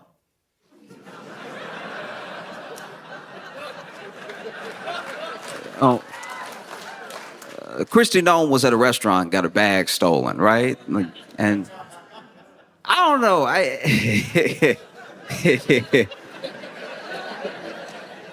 It is wild. Okay, because then you have to... Okay, I'm trying to figure out how to put this. Okay, so then when you report your bag as stolen, right, and you gotta list the contents of your bag, you know, her bag had her driver's license in it, had her passport in it. She had $3,000 in cash in her bag. $3,000 in American dollars. $3,000 in cash. What you doing, Christy? That's $3,000.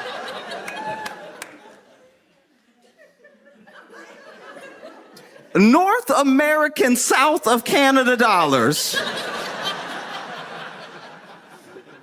She had $3,000. That would make sense if this was like the 90s. You know, it's the 90s. You got it like that. You got 3,000 on you. You know, okay, you might see a food truck, want to treat the town.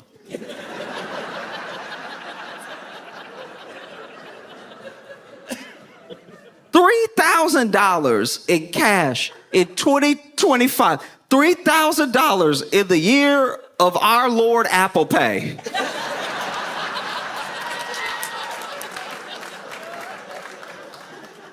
If I had been the cop that she reported to, that the business, and she told me, listen in the back, oh, my DHS badge, my passport, my driver's license, so much stuff was in there. I had a couple of Jolly Ranchers, and oh yeah, $3,000 in cash. I'd be like,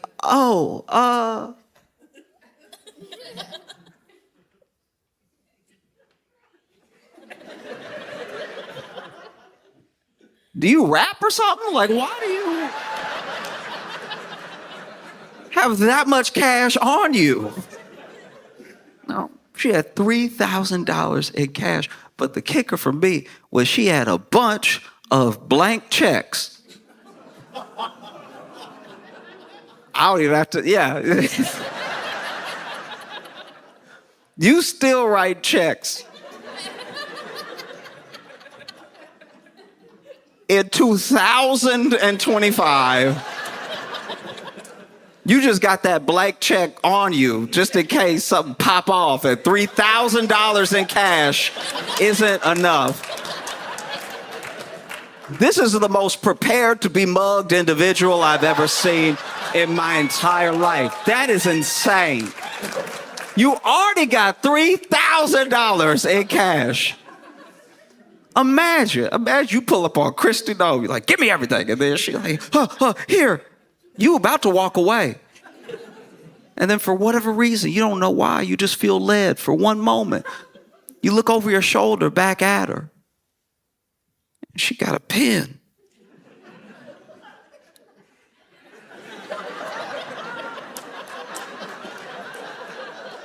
You said give you everything, you know.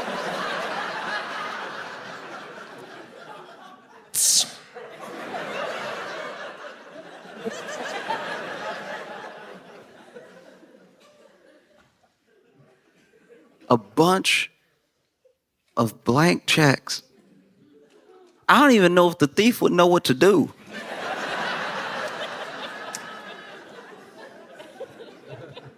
Like, there used to be whole departments dedicated to check fraud.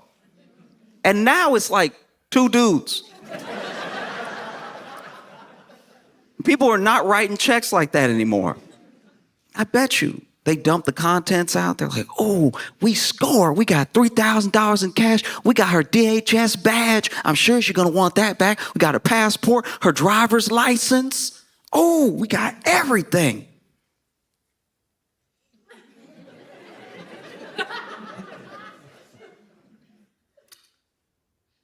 Why she got a bunch of little papers with her name on it?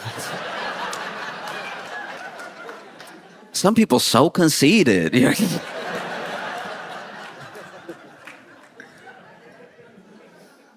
Oh, because I had an incident happen to me when I was in college, where I left for the break, and when I got back, the RA, resident assistant, comes up to me as soon as I get back on campus, and she's like, hey, I'm going to walk with you to your room. Now, you could get in trouble at the school I was in. It was a dry campus. You could get in trouble for like having alcohol in your room, or like if they found anything. Sometimes if there was even a whisper of something in your room, they'd at least want to check it out. And so I didn't know if maybe somebody had said something. I lived in my own room. I had my own like dorm room by myself. And so I was like, I know nothing should be in there that I don't know about, unless maybe I left it unlocked. Somebody put something in there. I don't know. So I'm kind of freaking out on the walk to get to my room. And then I go ahead, I open the door. And before I open the door, she's like, okay, don't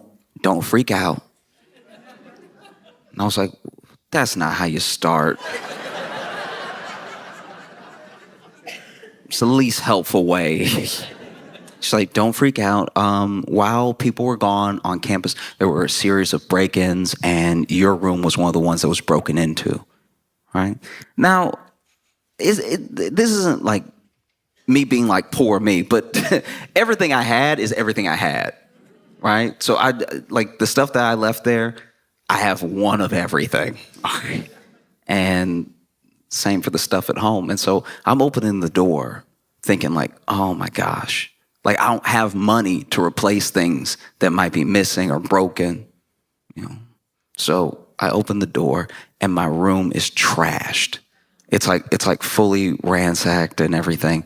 And then she's like, you just make a list, okay? Make a list of everything that's missing, and we'll figure out if like the like Department of Public Safety on campus and the school at large can like help you recover some of it, or you know, maybe, who knows, maybe the school can like come up with the funds to help you get the stuff that was missing. And so I look around and I'm moving clothes out of the way and all this stuff. I opened my closet. They were in my closet too and everything. And it takes a little while, but quietly I realized to myself that they didn't take anything. This.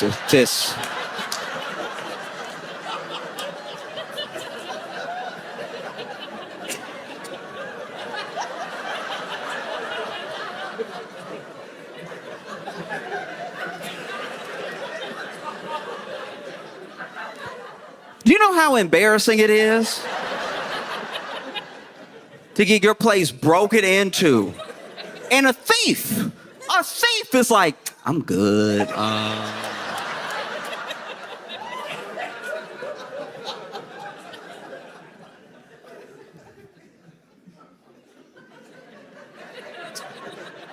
What do you do?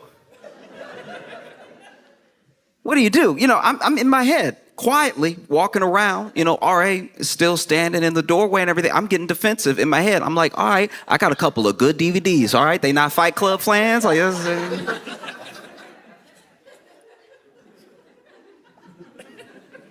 no, I got a PS1. I know the PS3 is out, but I had a 1. They could pawn that. You know, they don't even have imagination.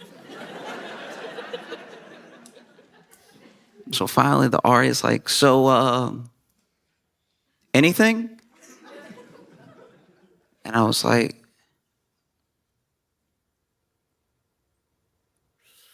yeah, they took my Gucci watch. I had 2 Chanel bracelets. You gotta put the bracelets down. Please write the bracelets down, okay? And I had about $3,000 in cash. You know?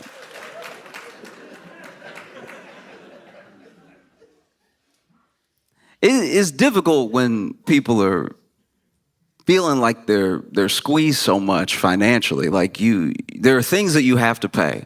But the thing I guess that gets me sometimes when it comes to paying tax, I feel like some of the reluctance around it is that it feels like you work all year and then you get taxed for this money that's going to be spent on a bunch of things that you didn't agree to. It less like you worked all year and it's to pay for the things that we already enjoyed. Does that make sense? Like the framing of it, I think, is why people have such a problem. You know, like if you just sent back the tax return and then listed the stuff. Yeah, I mean, we might be like, oh, I didn't know that I kept the bridge open. That's good. That's pretty good. I use that bridge every day. I'm glad it's not in shambles. That's fantastic news. You have to pay your taxes not just because the government is telling you to. It's not the government being some big bad meanie or something. It's you live here. And you use the road, so maybe chip in so that it doesn't fall all the way apart, you know? And like that's not to say, really quick, that's not to say that I just pay my taxes blindly and love it and never question where it's going, because it is your money as well. So you deserve to have some say in where it goes. That's why we elect people to Congress. You know, it's why we pick the officials that we pick, even on a local level, because we're like, you work for me. You are my employee. And here are the things that I want to see. These are things that I don't want to see. It feels like in this moment, we're in a real predicament of, I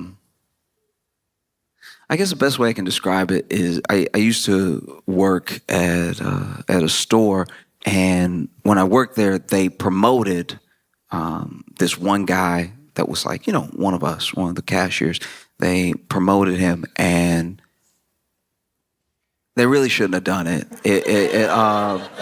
They clearly weren't paying attention. Like I was barely a good employee, and he was worse than me by far. And they promoted him. I was like, that blows my mind. And I wasn't jealous. It wasn't like I wanted a promotion. I felt like my duties to my level of commitment were right on par. Like I was like, let me stack the grapes. Let me stock the shelves. Don't ask me to do more, and I promise not to do less. Okay. But he was actively bad, and they promoted him. And a good example was he wanted to go to business school, and one of the assistant managers said, "Oh, I used to, go to business school. Like I graduated from business school. I tell you what, I will give you all my old business school books. I don't know how much of it will transfer, how much it will actually help you, but it can get you started before you actually start school. You might be able to learn some of the basic concepts. It'll help you, right?" And that was a very nice thing to do. He didn't need to do that. I respected that very, very much. He saw somebody with a dream. He wanted to help them along, you know? And so he gave him these books. And I'm not even kidding. The next day, this dude comes to work and accidentally knocks over about a pallet's worth of wine because he was walking while reading the book.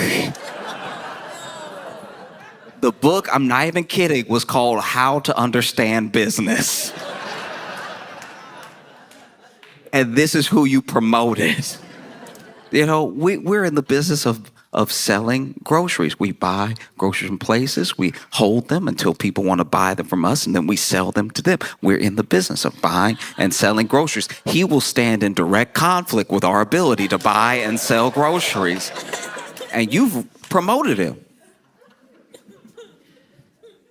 Yo, we're in a similar predicament now.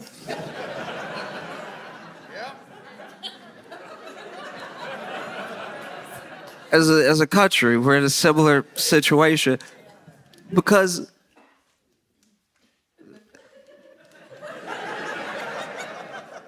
Pete Hegseth got in trouble again for the same thing from before. Basically, if you're not familiar, a bunch of people who are supposed to were using the app Signal to, talk about war plans.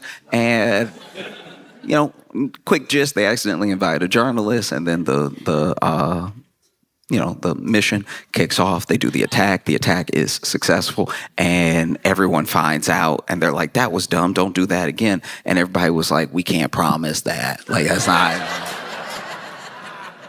Okay. Well, fast forward to rewind, we are in the same situation again because unbeknownst to, I guess, anybody at the time, Pete Hegseth had not only been using Signal to discuss war plans, he had a whole other channel where he was just talking to his wife, his brother, and his personal attorney. And you couldn't.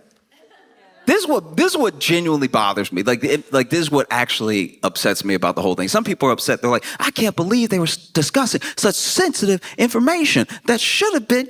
They can say it's not top secret. They can say it's not classified, but it's at least something that we should hold tight until the mission happens. And he's just discussing it plainly on this app that could be hacked. And it's like those things. Discussing it with people who shouldn't know isn't actually my problem. Maybe this is my own hot take, but I feel like that sort of thing happens all the time. I think anyone who's like married to someone in government, anyone who's married to someone high up in any business knows some things that they're not supposed to know. That's like human, actually. You don't think Michelle Obama? You don't think Michelle Obama was kept up at night knowing stuff she wasn't supposed to know? Do you know what I mean? You think Michelle Obama was in the White House like, Barack, what's wrong?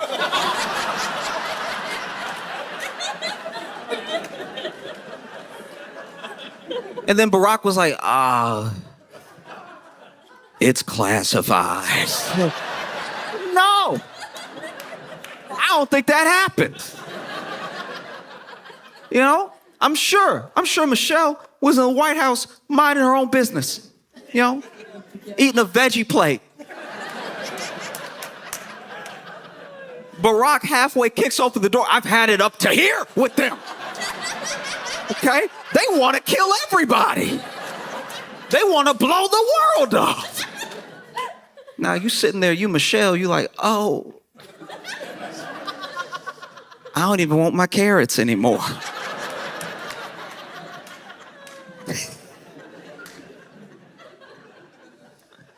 Oh, no. The thing that bothers me is that Pete just couldn't be professional, and wait for an hour till he got home to tell her in person. Like, just do it the way people normally do it. Walk in the door, be like, you won't believe. Like, that's the way you do it.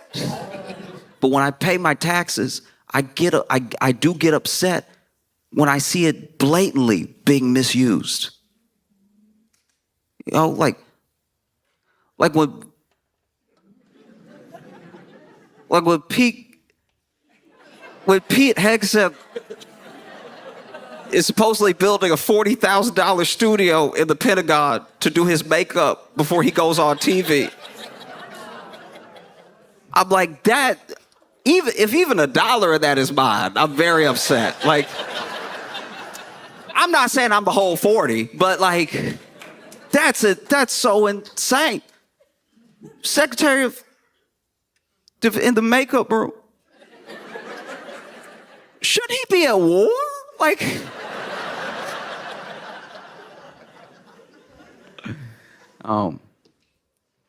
every once in a while, you come into contact with somebody that you know from you know in a personal way, and eventually, maybe this has happened to some of you. You turn on local news, and you see them, and you're like, I knew it was gonna be something. You know what I mean? Maybe it's the 8 o'clock, the 10 o'clock news, but they did something. You see that mug shot and everything. When I was in Chicago, I worked with this dude at our job, in the break room, we had a light sensor for the light switch. So you could just press it, lights come on, or, if nobody was in there or if you didn't move for long enough, lights go off, right? And one day, I'm walking into the break room, take my break, lights are off, I walk in, lights come on, and he's sitting there, already in the break room, eating barbecue. And let me go out on a limb right now and say that if you eat barbecue in the dark, you are a murderer, okay? You're already guilty in my mind. If you are that comfortable with bones in the dark, there's no telling what else you're capable of. If you are that comfortable slipping and sliding on your teeth and tongue, barbecue is messy enough in the light. You should have seen his face when the lights came on.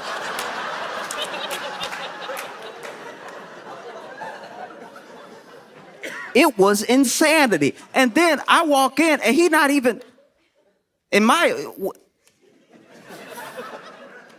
it were me and that happened, because I try to put myself in his shoes. I try to be empathetic. I'm like, okay, let's say you eating barbecue in the break room on your break, right? Kind of a heavy meal for a 15-minute break, but to each their own, you know what I mean? You go be sleepy when you come back, but I want everybody to enjoy their life. So let's say you're eating barbecue in the break room and you are somehow doing it so still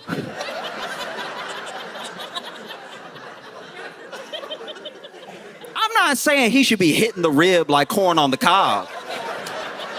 You know what I mean? I'm not I'm not saying he should be digging into it with his face. Like,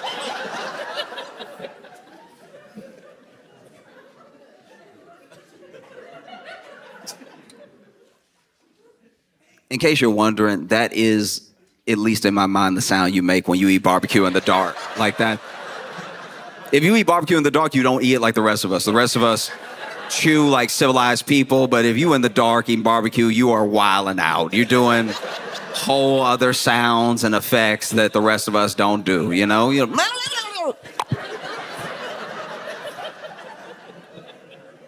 I'm not saying that you need to be doing a bunch of extra movements when you eat your barbecue. I'm just saying if you're doing it so still, munch, munch, munch. Munch, munch, munch.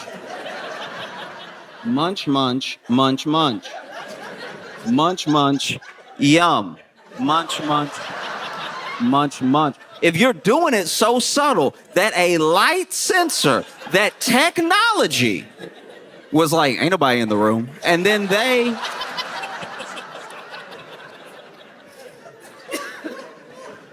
decide to shut the lights off on you, and you still did not feel led to change the conditions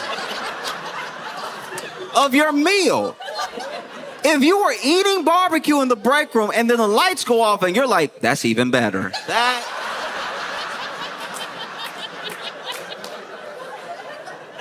That tells me you're not right in the head. Something is going on with your mind or your spirit. Something is evil in you.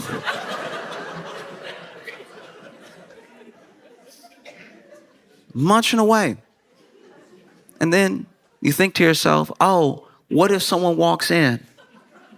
What if someone walks in and feels like, this is awkward.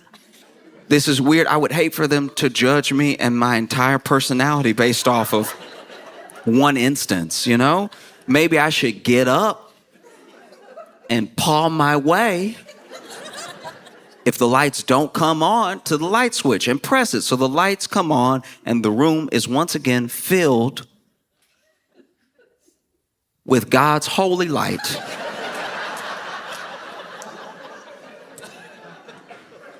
I even tried to extend that olive branch and be like, you know what? He probably didn't want to get barbecue sauce on the switch. You know what I mean?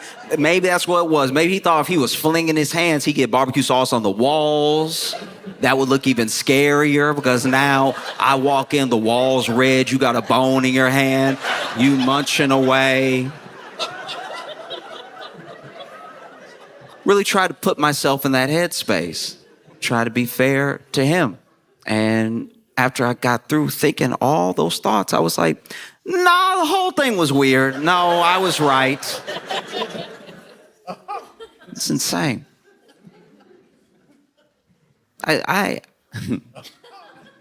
Okay.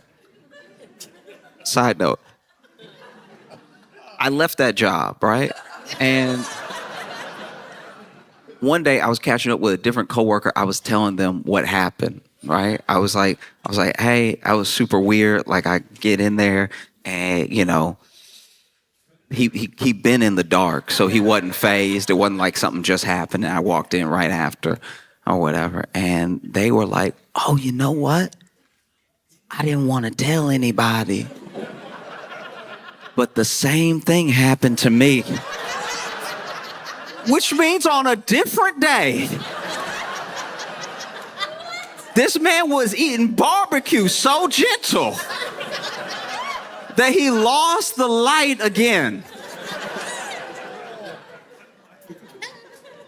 And this dude, okay, so look, so my coworker told me, they were like, no, okay, so when I walked in, that light, I think, was genuinely broken because I walked in and it was still dark. Like it didn't just come on because I swung the door open, right? So we at least know now he didn't turn the lights off on himself. Because I did worry about that. I did worry that man took his break, went to the break room with his barbecue, knew what he was about to do, knew how unchristian he was about to behave, set the barbecue down on the table and was like, nobody needs to know. But yeah, so apparently there was a problem with the light in the break room, and they were like, yeah, but when I walked in, he was eating the barbecue, and I'm pretty sure he was choking. Which would make you feel bad for him for a second, until you really put yourself in that situation. Because if you walk in to a dark room, you assume nobody's in there. And the sound of someone choking on barbecue in a dark room does sound like a demon. It does sound. If you walk in and start, no, do it real quick. Close your eyes. Close your eyes real quick. I want everybody to close your eyes. Close your eyes. Close your eyes. Close your eyes.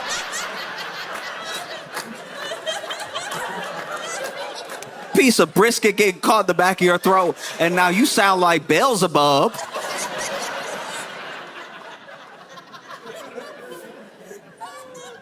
No.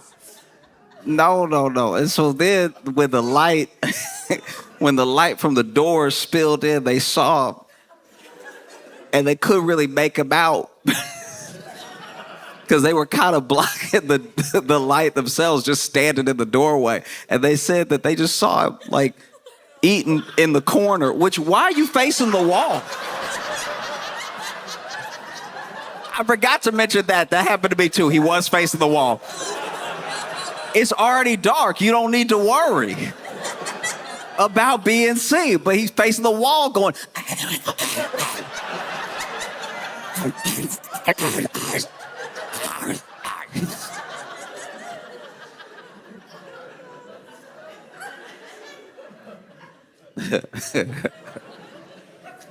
I was like, what did you do? What did you do when that happened? And they were like,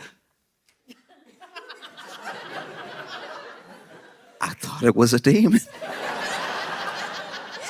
I yelled out loud, I rebuke you.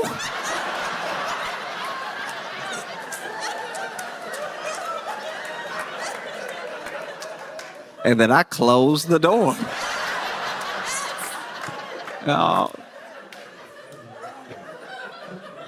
Ah, man. So then, you know, I'm chilling in my apartment in Chicago and watching the news.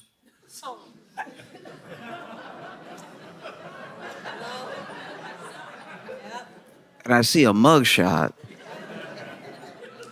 with a familiar face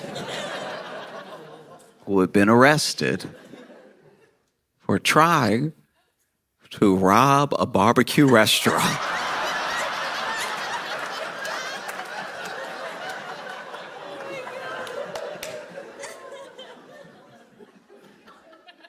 It's especially tough right now because I think people are getting squeezed from more angles than we thought was possible, right? It's like, you know, wages aren't increasing, jobs are hard to come by because of layoffs. Some of the layoffs are like the seasonal layoffs when, you know, companies restructure and everything, things that we're actually used to. But then some of them are people losing their jobs in government. Some people are losing their jobs in the private sector in place of potential like AI advancements and stuff, all while you have the tariffs going on. And I truly believe that some of it is preventable. Obviously, there's going to be ebbs and flows with every economy. There's going to be ebbs and flows with every country throughout its history of how rich it is or how markets fluctuate. Some of these are unforced errors and some of these are things that just happen, but it's all happening at one time, you know? And I think very basically, I wish everyone could agree on it, but we're not there yet, that just by being human, just by virtue of being alive, you deserve access to basic necessities, the most basic of things, right?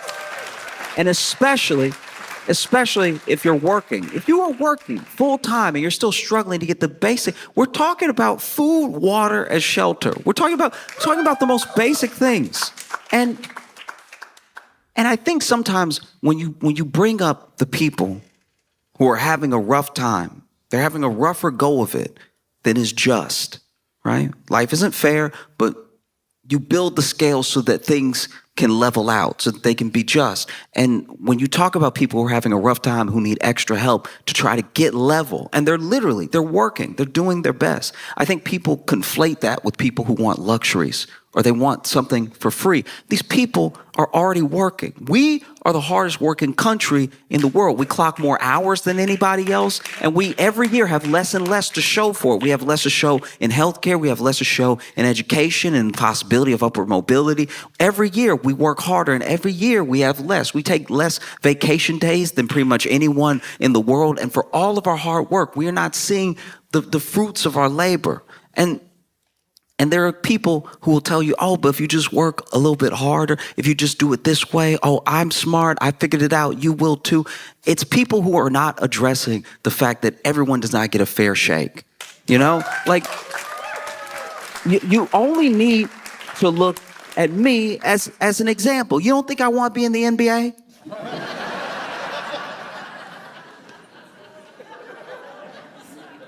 I did everything that I was supposed to do. I ate my greens.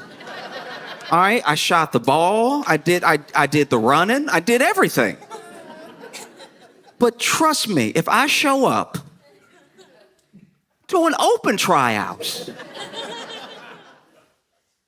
and shoot my shot for whatever team will have me, they will be calling security. All right.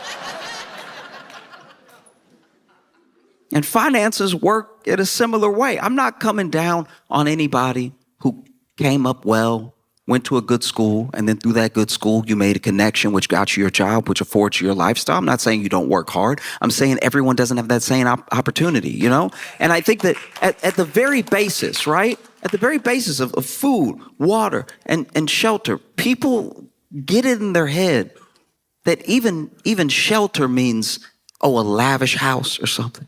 Lavish. I'm not talking about lavish things. I'm talking about enough to get by. Everyone is fighting to get by. When you talk to people who don't have about what they want, they just want to be level.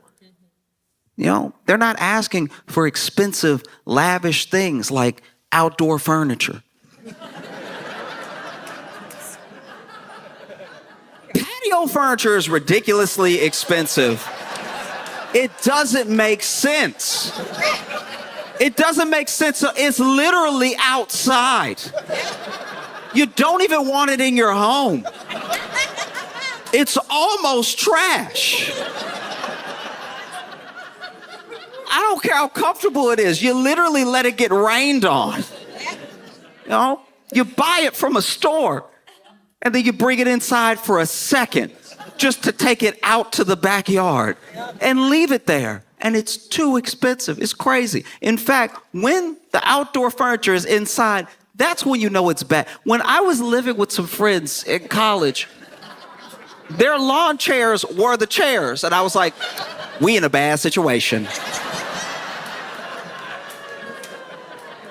We're not doing well. You got the patio furniture in front of the TV. We about to die tomorrow.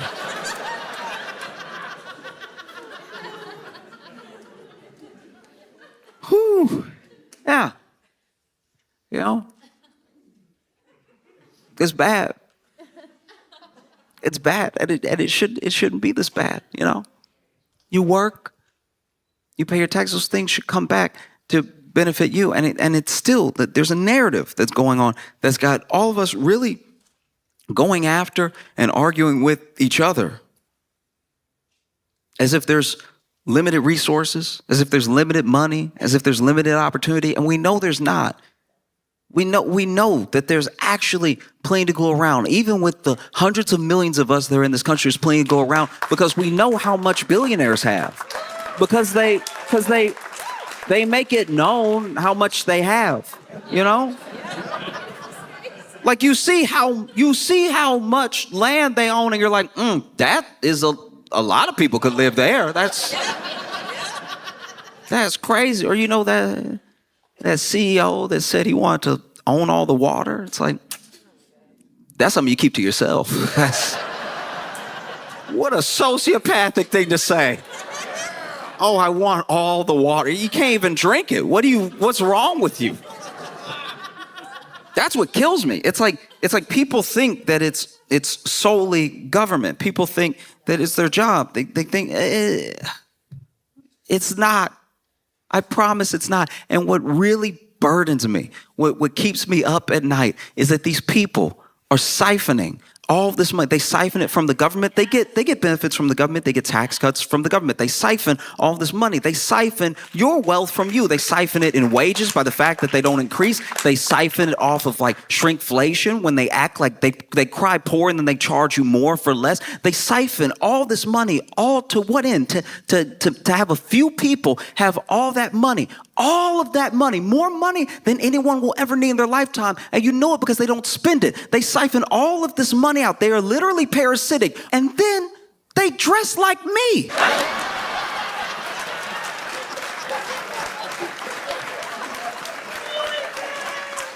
That's so crazy. You have all the money in the world and you look like me. What are you doing? That's so crazy. Oh, it doesn't have to be this way. And I know sometimes you can feel powerless, especially when the big thing is happening, when the big thing is just going, you know. But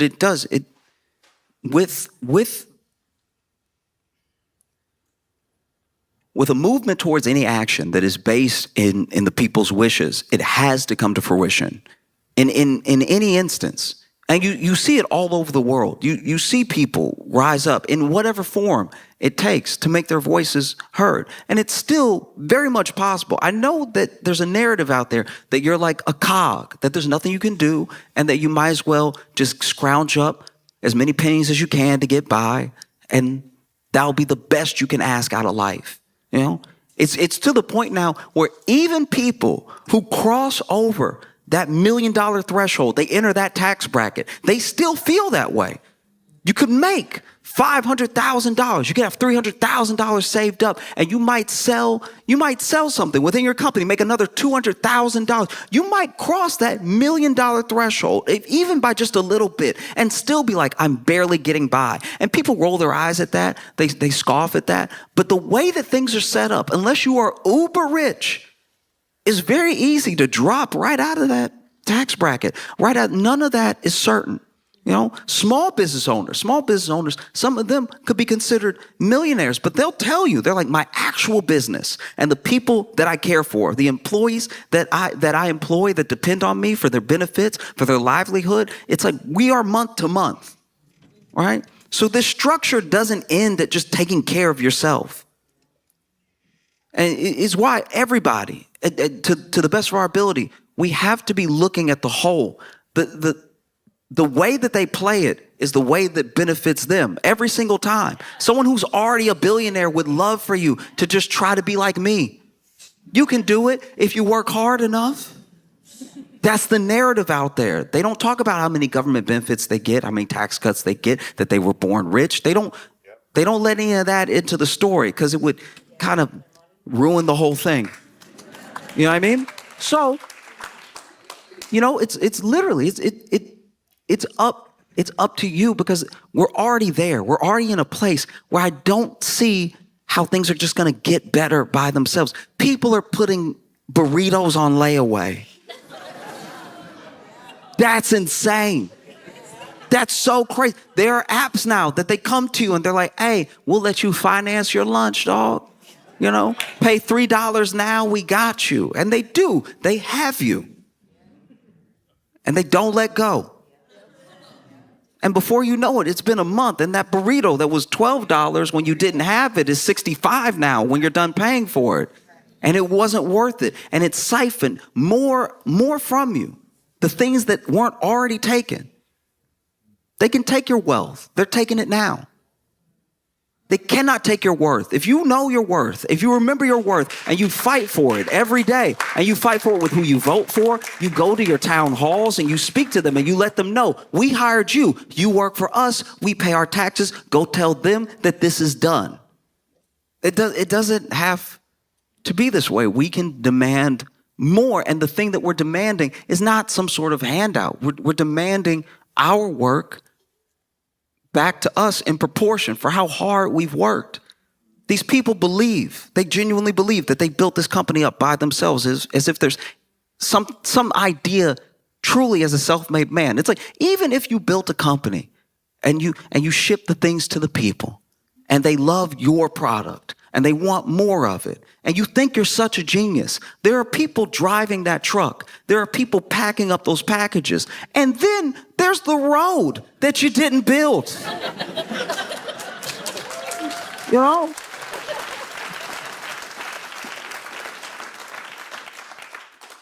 In what world should it be like this? That's crazy. And then the narrative gets put back on us that we deserve these pennies, that we deserve such a small share of the thing that we helped build. Look around.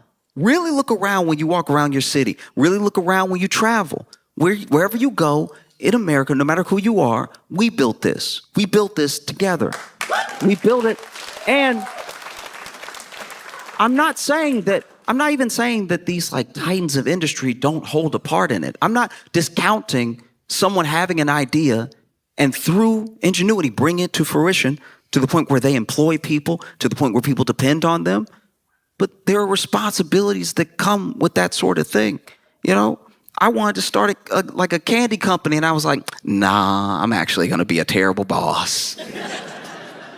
I'd be a terrible boss. You know, I'd be in there in the candy factory eating all the chocolate, making myself sick. And then when people come to the factory to look at our chocolate, they'd be like, the boss is in the bathroom throwing up again because he's a child that can't stop himself.